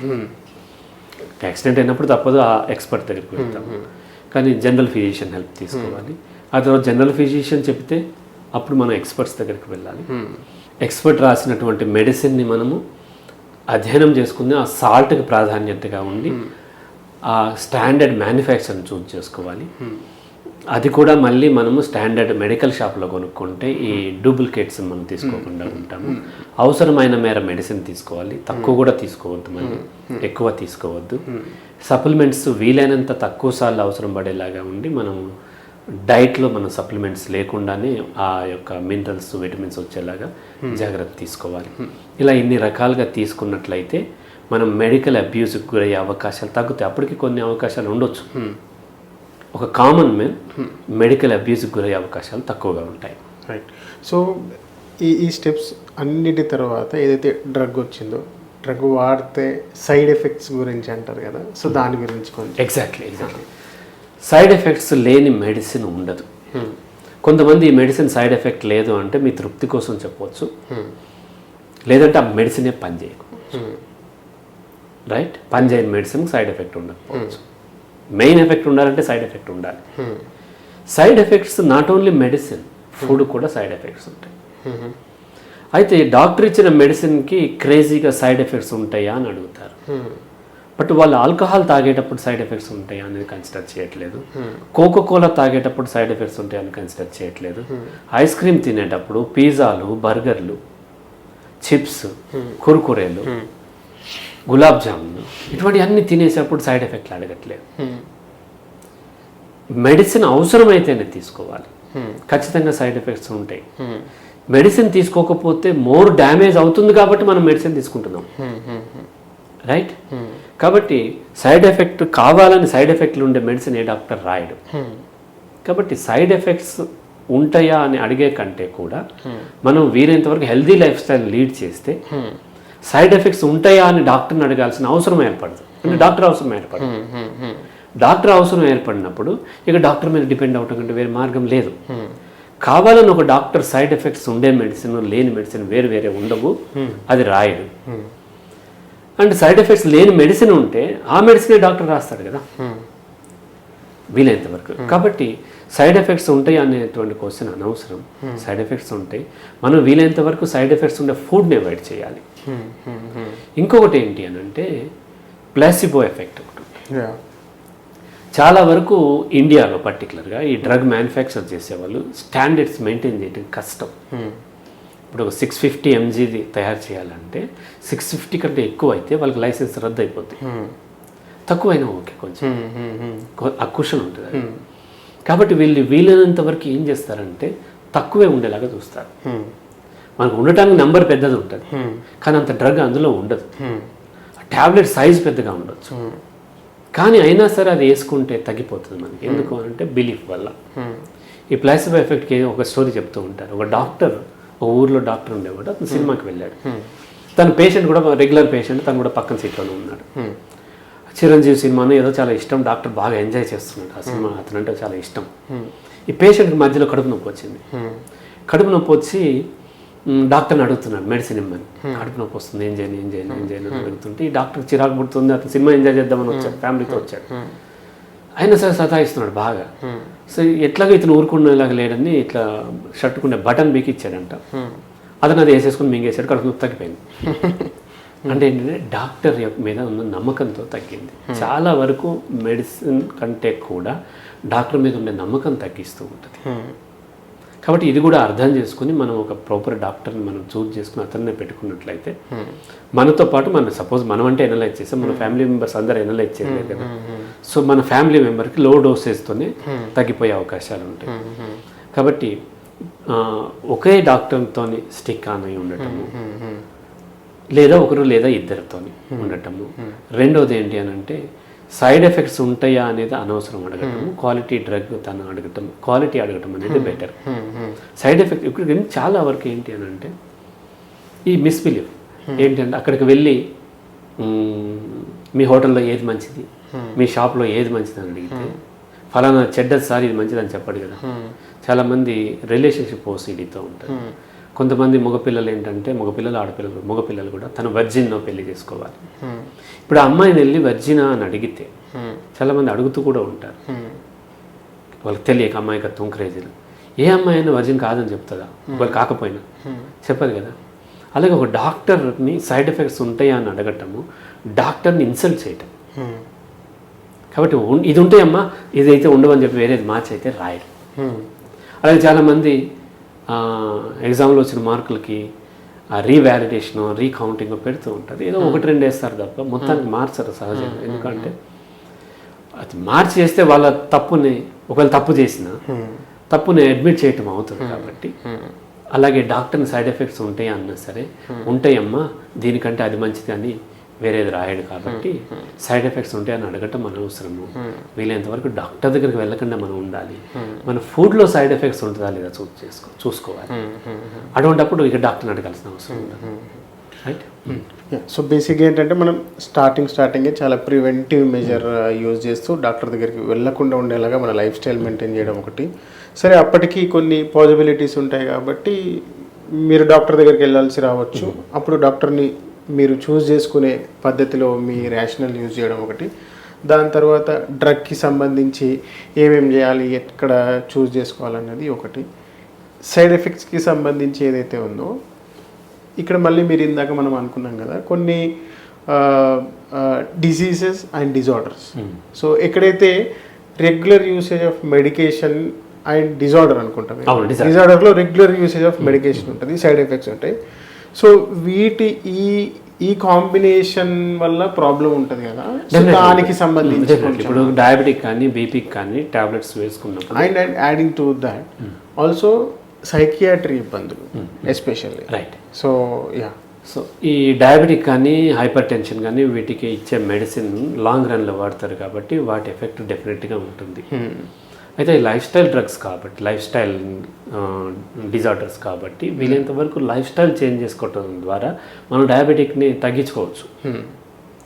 కార్బోహైడ్రేట్స్ని తక్కువ తీసుకుని ఫ్యాట్స్ తీసుకుని ఫిజికల్ యాక్టివిటీ చేయటం ద్వారా మనము ఫ్యాట్ సెల్స్ని ఖాళీ చేసుకోవటం వల్ల ఫ్యాట్ కొంత సెల్స్ ఖాళీ ఉన్నప్పుడు డయాబెటిక్.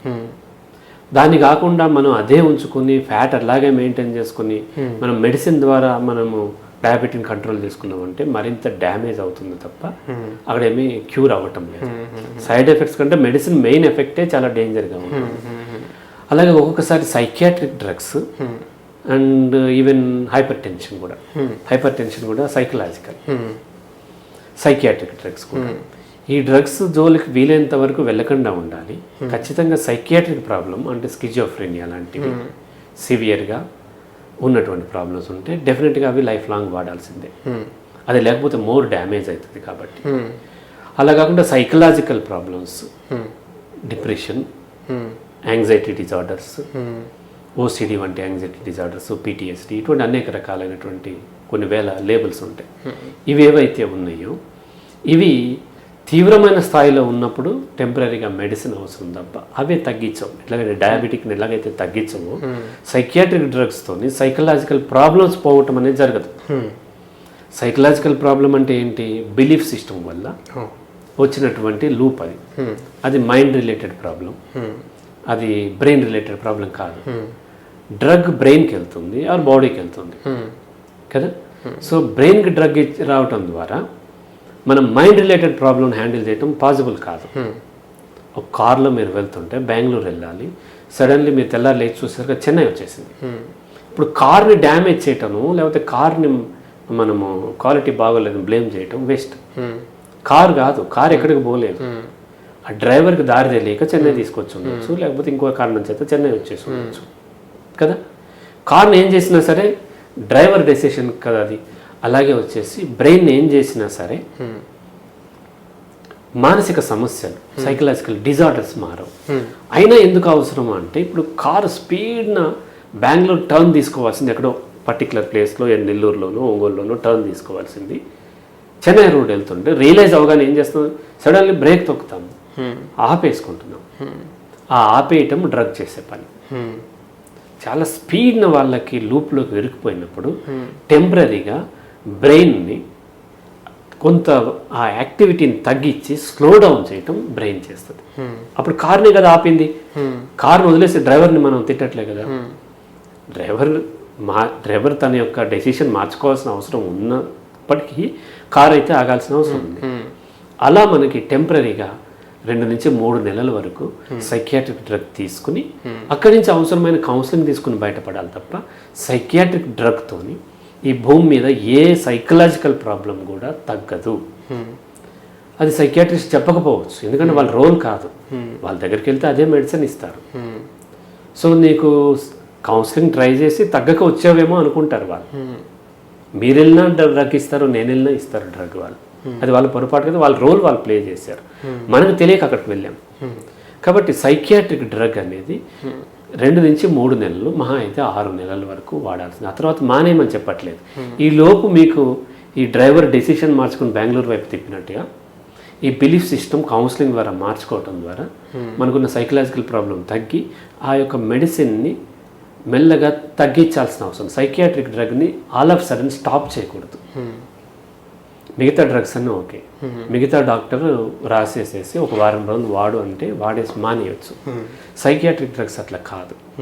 వాళ్ళు ఇచ్చిన తర్వాత వాళ్ళు ఎన్ని రోజులు వాడమన్నారో అన్ని రోజుల తర్వాత రివ్యూకి వెళ్ళాలి.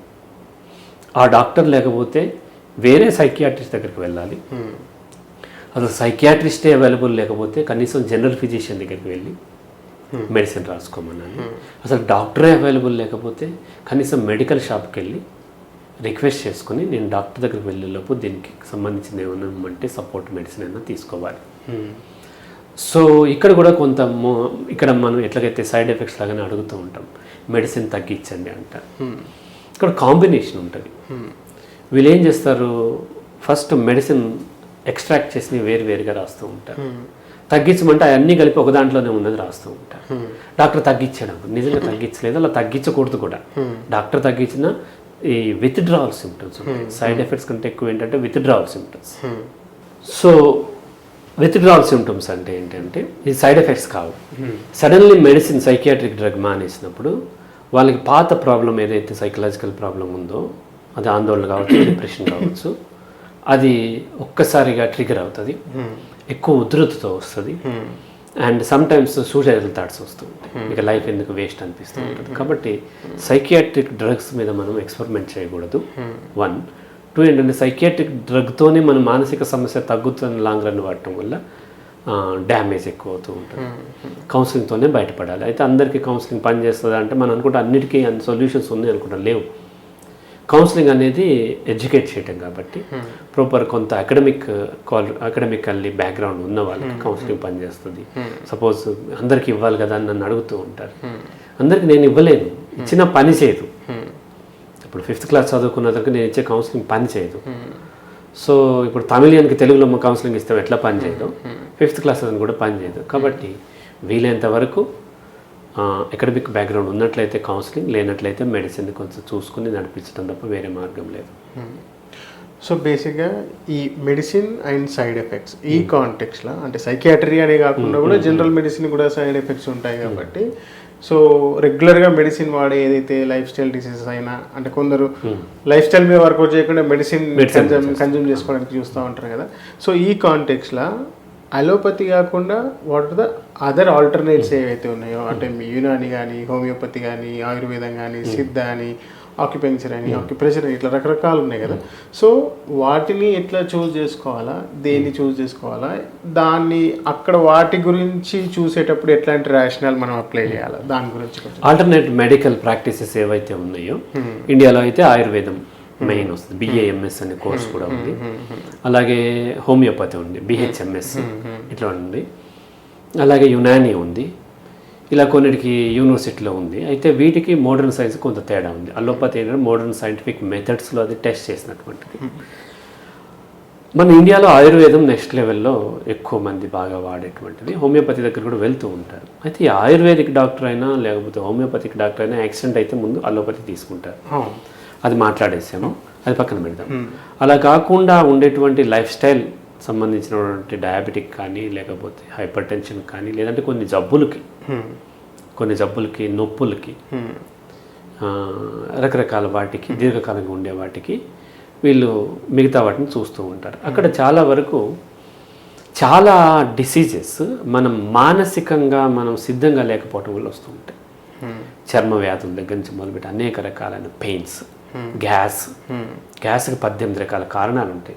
దాంట్లో కొన్ని మాత్రమే మనకు ఏంటి biological related. Sorry to interrupt, ఒకసారి మానసికంగా సిద్ధం లేకపోవడం వల్ల చాలా రకాల, అది కొంచెం డీటెయిల్ ఎక్స్ప్లెయిన్ చేయాలి. అంటే ఒక మనిషి మాటికి నెగిటివ్ ఎమోషన్కి రైజ్ అవుతున్నప్పుడు ఆ శరీరంలో రిలీజ్ అయ్యే కెమికల్స్ ఆ శరీరాన్ని డ్యామేజ్ చేస్తూ ఉంటాయి. ఎందుకంటే మాటికి అది ఫైట్ ఆర్ ఫ్లైట్ మోడ్కి వెళ్ళిపోతుంది.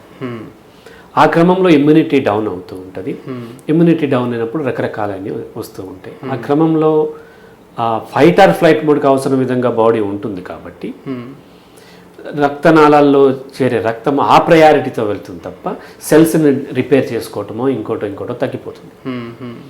దానివలన చర్మ వ్యాధులు వస్తాయి ముఖ్యంగా. నేను చెప్తాను, ఎవరైతే ఈర్ష్యాద్వేషాలతో రగిలిపోతున్నారో వాళ్ళకి చర్మ వ్యాధులు ఎక్కువ వస్తాయి అని చెప్తూ ఉంటారు. చుండ్రు వస్తూ ఉంటుంది, ఎందుకంటే చివరి దాకా బ్లడ్ వెళ్ళటం లేదు.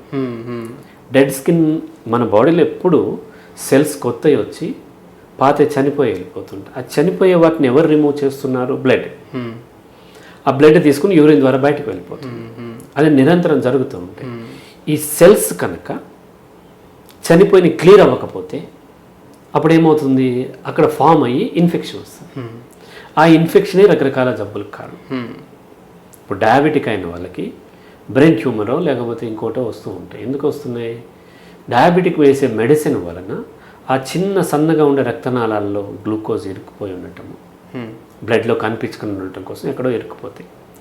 ఖాళీ చివరి ఉన్నటువంటి నాళాలు ఇరుక్కుపోవటం వల్ల అక్కడి దాకా బ్లడ్ వెళ్ళట్లే, అక్కడ బ్లాక్ అయిపోయింది. బ్లాక్ అయిపోయి బ్లడ్ అక్కడికి చివరికి వెళ్ళినప్పుడు అవతల ఉన్న సెల్స్ని ఇది తీసుకొచ్చి మళ్ళీ బయటకు పంపించలేనప్పుడు అక్కడ అక్యుములేట్ అయిపోయింది డెడ్ సెల్స్. ఏమవుతాయి అంటే ఒక ట్యూమర్ కింద ఫామ్ అవటమో, ఇన్ఫెక్షన్ లాగా అయిపోవటమో, కూలిపోవటమో జరుగుతుంది. అలాగా మెదడులో చాలా సన్నని రక్తనాళాలు ఉంటాయి కదా, అక్కడి నుంచి ఏ కారణం చేత డయాబెటిక్ వేసుకునే మెడిసిన్ వల్ల ఇంకో కారణం వల్ల అక్కడ ఉన్నటువంటి ఒక సెల్ చనిపోయింది క్లియర్ చేయకపోతే మెల్లగా అది ఇన్ఫెక్ట్ అయ్యి చుట్టూ ఉన్న సెల్స్ కూడా అయిపోవటం వల్ల ట్యూమర్ ఫామ్ అవటము, లేకపోతే మరొకటి అయ్యే అవకాశం ఉంటుంది. సో కాబట్టి వీటిని క్లియర్ చేయాల్సిన అవసరం ఉంది. వీటిని మనం మెడిసిన్ ద్వారా క్లియర్ చేయలేము. యాక్చువల్గా ఇది ఎందుకు వచ్చింది అని అంటే మాటికి మనము నెగిటివ్ ఎమోషన్ అవ్వటం వల్ల ఎక్కువ ఛాన్సెస్ ఉన్నాయి. కాబట్టి ఈ మానసిక ప్రశాంతత లేనప్పుడు బాడీ తను రిపేర్ చేసుకోలేదు. ఆ డెడ్ సెల్స్ని రిమూవ్ చేయటం రిపేర్ చేసుకోవడం. మనం యుద్ధంలో ఉన్నప్పుడు మన ఇంటిని రినోవేషన్ చేయలేం కదా. సో అలాగే ఈ నెగిటివ్ ఎమోషన్ అంటే యుద్ధం. ఆ యుద్ధం చేసే క్రమంలో బాడీ తను రిపేర్ చేసుకోలేనప్పుడు ఈ సన్నని రక్తనాళాల్లో మిగిలిపోయిన కణాలు అక్కడ ఇబ్బంది అయ్యే అవకాశం ఉంది. కాబట్టి చర్మ వ్యాధులు రావటము, చుండ్రు రావటము, బ్రెయిన్ ట్యూమర్స్ రావటము, వెంట్రుకలు ఊడిపోవటము, కంటి చూపు మందగించటము, ఇలా అనేక రకాలైనటువంటి సమస్యలు మనకు వస్తుంటాయి. పర్టికులర్గా ఇంకా ఎలర్జీస్ కూడా. ఇటువంటి బాడీ కొన్నిటికి సిద్ధంగా లేదు, మనసు సిద్ధంగా లేదు. బాడీకి మనసు సిద్ధంగా లేదు. కొన్ని సిచ్యువేషన్స్కి సిద్ధంగా లేదు. లేనప్పుడు బాడీ ఫైట్ ఆర్ ఫ్లైట్ మోడ్కి పోతుంది. దెన్ ఇవన్నీ వస్తుంది. అలా కొన్ని ఫుడ్స్కి మానసికంగా మనం యాక్సెప్ట్ చేయట్లేదు. ఇలా మనసు సిద్ధంగా లేనప్పుడు శరీరానికి వచ్చేటువంటి సమస్యలు ఏవైతే ఉన్నాయో దాన్ని మెడిసిన్తో క్లియర్ చేయటం కష్టం. కాబట్టి అక్కడ ప్లేసిబో ఎఫెక్ట్తోని మనము క్లియర్ చేస్తూ ఉంటారు. ఎక్కువగా మనకు ఈ ఆల్టర్నేట్ మెడికల్ ప్రాక్టీసెస్ ఎక్కువగా ప్లేసిబో ఎఫెక్ట్తో కావాల్సిన వాటిని మనం చూస్ చేసుకోవటం బెటర్. ఇప్పుడు యాక్సిడెంట్ అయిందనుకోండి, అక్కడ ప్లేసిబో ఎఫెక్ట్ లేదు. స్టిల్ అక్కడ కూడా కొంత మనసు సిద్ధపడితే ఈజీగా మనకు తగ్గొచ్చు. కానీ అతుక్కోవడం అయితే అతుక్కోదు కదా, కట్టు కట్టాల్సిందే, స్టిచెస్ వేయాల్సిందే. అలా కాకుండా కొన్ని రకాలైనటువంటి జబ్బులు మానసికంగా మనము రిజెక్ట్ చేయటం వల్ల ఎక్కువ ఇబ్బంది అవుతున్నప్పుడు అలోపతి అవసరం లేనప్పుడు మనం అదర్ చూస్ చేసుకోవచ్చు. అప్పుడు మనం హోమియోపతి కానీ ఆయుర్వేదం కానీ చూస్ చేసుకోవచ్చు. హోమియోపతి ప్రాక్టీస్ వేరు, వాళ్ళే మెడిసిన్ తయారు చేసి వాళ్ళకి ఏమో లెక్కలు ఉంటే దాని ప్రకారం ఇస్తూ ఉంటారు. అక్కడ అడ్వాంటేజ్ ఏంటి, హోమియోపతి డాక్టర్ చాలా అడుగుతాడు మిమ్మల్ని, హిస్టరీ మొత్తం తీసుకుని రాసుకుంటాడు. ఈ క్రమంలో పేషెంట్ చాలా రిలీఫ్ అయిపోతాడు. మెడిసిన్ లేకపోయినా డాక్టర్ నాతో మాటలు తిన్నాడు. అలోపతి డాక్టర్కి అంత టైం ఉండదు, అవన్నీ అడగడు, గబగబా మెడిసిన్ రాసేస్తే ఇదేం డాక్టర్ నేను చెప్పేదే వినలేదు అని చెప్పి ఆ మెడిసిన్ కూడా పనిచేయకుండా పోయే అవకాశం ఉంటుంది. కానీ హోమియోపతిలో అడ్వాంటేజ్ అంటే చాలా రాసుకుని ఒక కౌన్సిలర్ కనుక ఎలా అడుగుతాడో అలా అడిగి రాస్తారు. కాబట్టి పేషెంట్కి ఆ డాక్టర్ మీద నమ్మకం ఏర్పడటం వల్ల ఆ మెడిసిన్ కంటే ఈ నమ్మకం, మెడిసిన్ తగ్గిస్తా లేదా పక్కన పెడితే నమ్మకం తొందరగా తగ్గించే అవకాశం ఉంటుంది.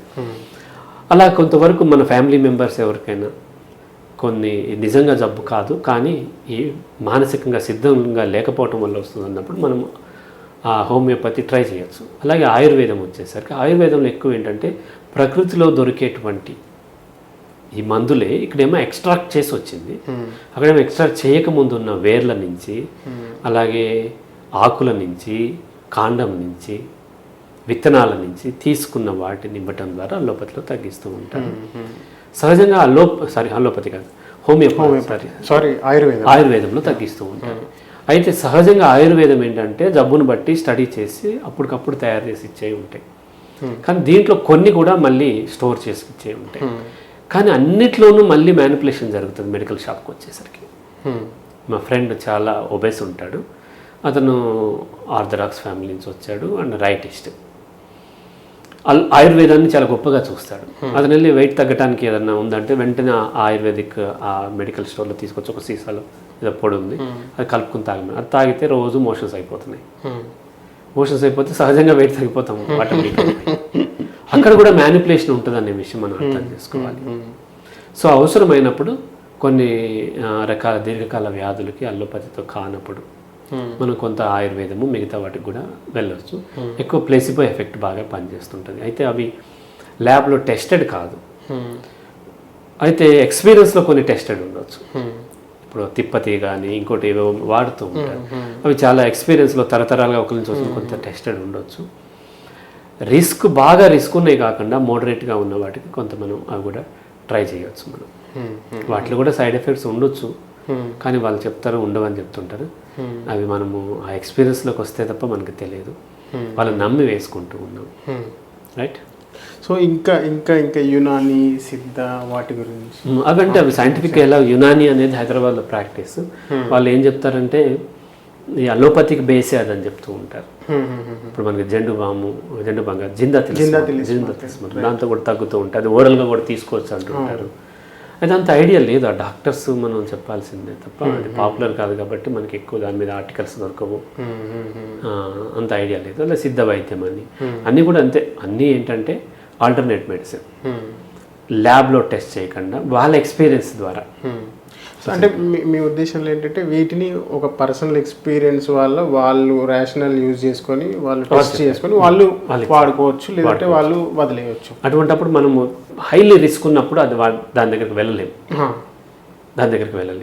ఆల్టర్నేట్ ఉపయోగపడుతుంది. బెస్ట్ ఎగ్జాంపుల్ ఏంటంటే మనకి నెల్లూరులో ఆనందయ్య మెడిసిన్ వచ్చింది, కరోనా ఆయన సిద్ధ వైద్యము దేని వల్ల వచ్చింది. అది తగ్గిందని కూడా చాలా మంది చెప్తున్నారు. దానివల్ల తగ్గిందో దేనివల్ల తగ్గిందో తెలియదు.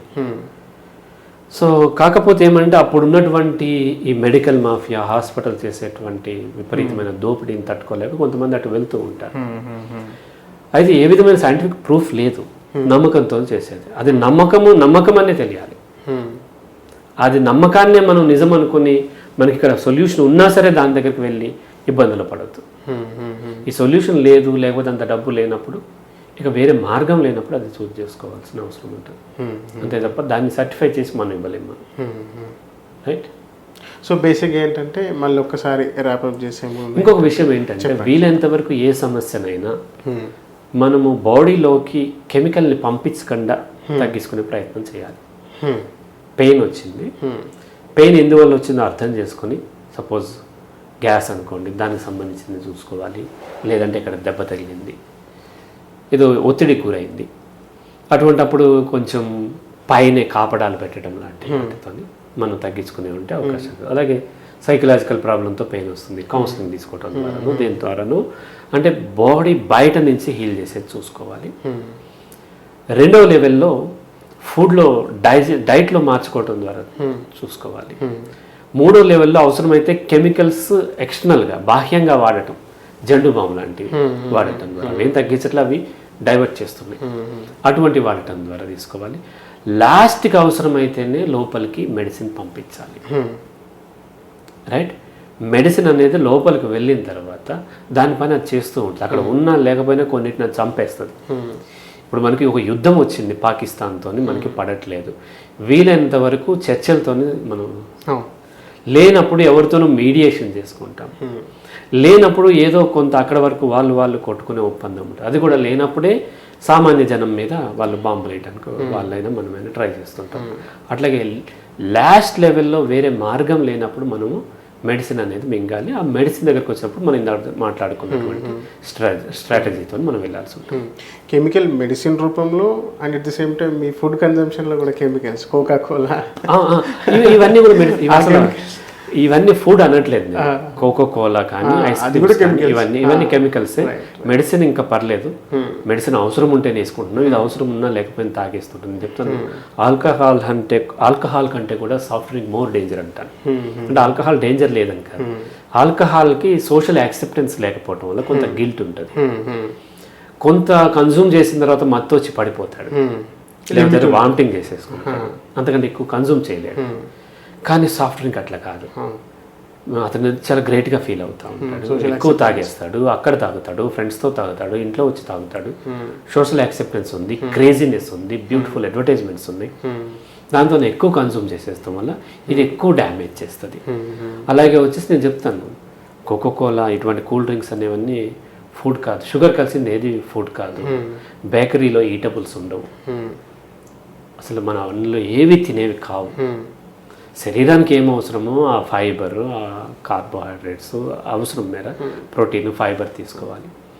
ఇవి తీసుకోకుండా మనం కెమికల్స్ వీలైనంత వరకు ప్యాక్డ్ ఫుడ్ని అవాయిడ్ చేయాలి. ఫుడ్లో నేచర్ నుంచి తీసుకోవాలి. మనం ఎట్లాగైతే ప్రాబ్లం వచ్చినప్పుడు ఫస్ట్ బాహ్యంగాను, తర్వాత అవసరమైతే పైపూతల ద్వారా, లాస్ట్గా అవసరమైతేనే మెడిసిన్ అన్నాము. ఫుడ్లో కూడా ఈ హైరార్కీ ఏంటంటే, మన స్ట్రాటజీ ఏంటంటే, ఫస్ట్ ఏమో నేచురల్గా వచ్చేది, ఆ తర్వాత అవసరమైతే మనం వండుకు తినే వాటిల్లో అవాయిడ్ చేసుకుని, అప్పటికి కుదరకపోతే అప్పుడు కోకో కోలా తాగాలి. నేను కూడా ఇప్పుడు సపోజ్ ఎక్కడో ట్రావెల్ చేస్తున్నాను, దాహం అవుతుంది, వాటర్ లేదు, కోకో కోలా బాటిలే ఉంది, చనిపోతావా తాగుతావా అంటే నేను కోకో కోలా తాగుతాను. అలా లాస్ట్ మినిట్లో దిక్కు లేనప్పుడు ఆ ప్యాకెట్ ఫుడ్ తినాలి, అంతే తప్ప చక్కగా ఇక్కడ దొరుకుతున్నప్పుడు ఇవి వదిలేసి వాటర్ వదిలేసి కోకో కోలా తాగటం ఇట్లా చేయకుండా వీలైనంత వరకు నేచర్కి అనుగుణంగా నేచర్ నుంచి వచ్చేది కన్జ్యూమ్ చేయడం వల్ల చాలా వరకు మనల్ని మనం ప్రొటెక్ట్ చేసుకోవచ్చు. సో బేసిక్గా ఏంటంటే మనం మళ్ళీ, ఎందుకంటే ఇది చాలా అవసరం, అందుకే నేను రిపీట్ చేయాలనుకుంటున్నా. సో ప్రివెంటివ్ మెజర్ యూజ్ చేస్తూనే చాలా మట్టుకు మనం డాక్టర్ దగ్గరికి వెళ్లకుండా ఉండడం ఏదైతే ఉందో అది ఫస్ట్ చేయాల్సిన పని. అప్పటికి మీకు కొన్ని యాక్సిడెంట్లు కానీ ఏవైతే కొన్ని డిసీజెస్ కానీ వచ్చే ఛాన్సెస్ ఉన్నది కాబట్టి అప్పుడు అక్కడ డాక్టర్ని చూస్ చేసుకోవడం అనేది చాలా ర్యాషనల్గా, మీరు చాలా కాంటాక్ట్లో ఉండడమా, మీ ఒక ఏజ్డ్ పర్సన్ కానీ వాళ్ళని చూస్ చేసుకోవడం ఏదైతే ఆల్రెడీ ఎక్స్ప్లెయిన్ చేస్తున్నాం. సో అక్కడ డాక్టర్ చూస్ చేసుకోవడంలో ర్యాషనల్ యూజ్ చేయడం, దాని తర్వాత ఆ డాక్టర్ తర్వాత వచ్చే స్పెషలిస్ట్ అయినా ఇంకెవరైనా మెడిసిన్ ఇచ్చేటప్పుడు ఆ డ్రగ్లో ఏవైతే ఉన్నాయో ఆ ర్యాషనల్ యూజ్ చేయడం. సో వీటన్నింటినీ ఫాలో చేస్తూ ఉంటే బాగుంటుంది. బట్ మనం చాలా బ్రాడర్గానే మాట్లాడినాం. బట్ ఇంకా ఇప్పుడు మనం లైఫ్ స్టైల్ డిసీజెస్ అనుకున్నాం, దాంట్లోనే సపోజ్ డయాబెటీస్ అన్నాం అనుకోండి, దాని గురించి ఒక గంట వీడియో చేయొచ్చు. బట్ చాలా బ్రాడర్గా మాట్లాడినాము. సో ఎవరైనా ఆడియన్స్ అడిగితే ఇంకా స్పెసిఫిక్గా కూడా మనం చేయడానికి రెడీ ఉందాం. Right, thank you.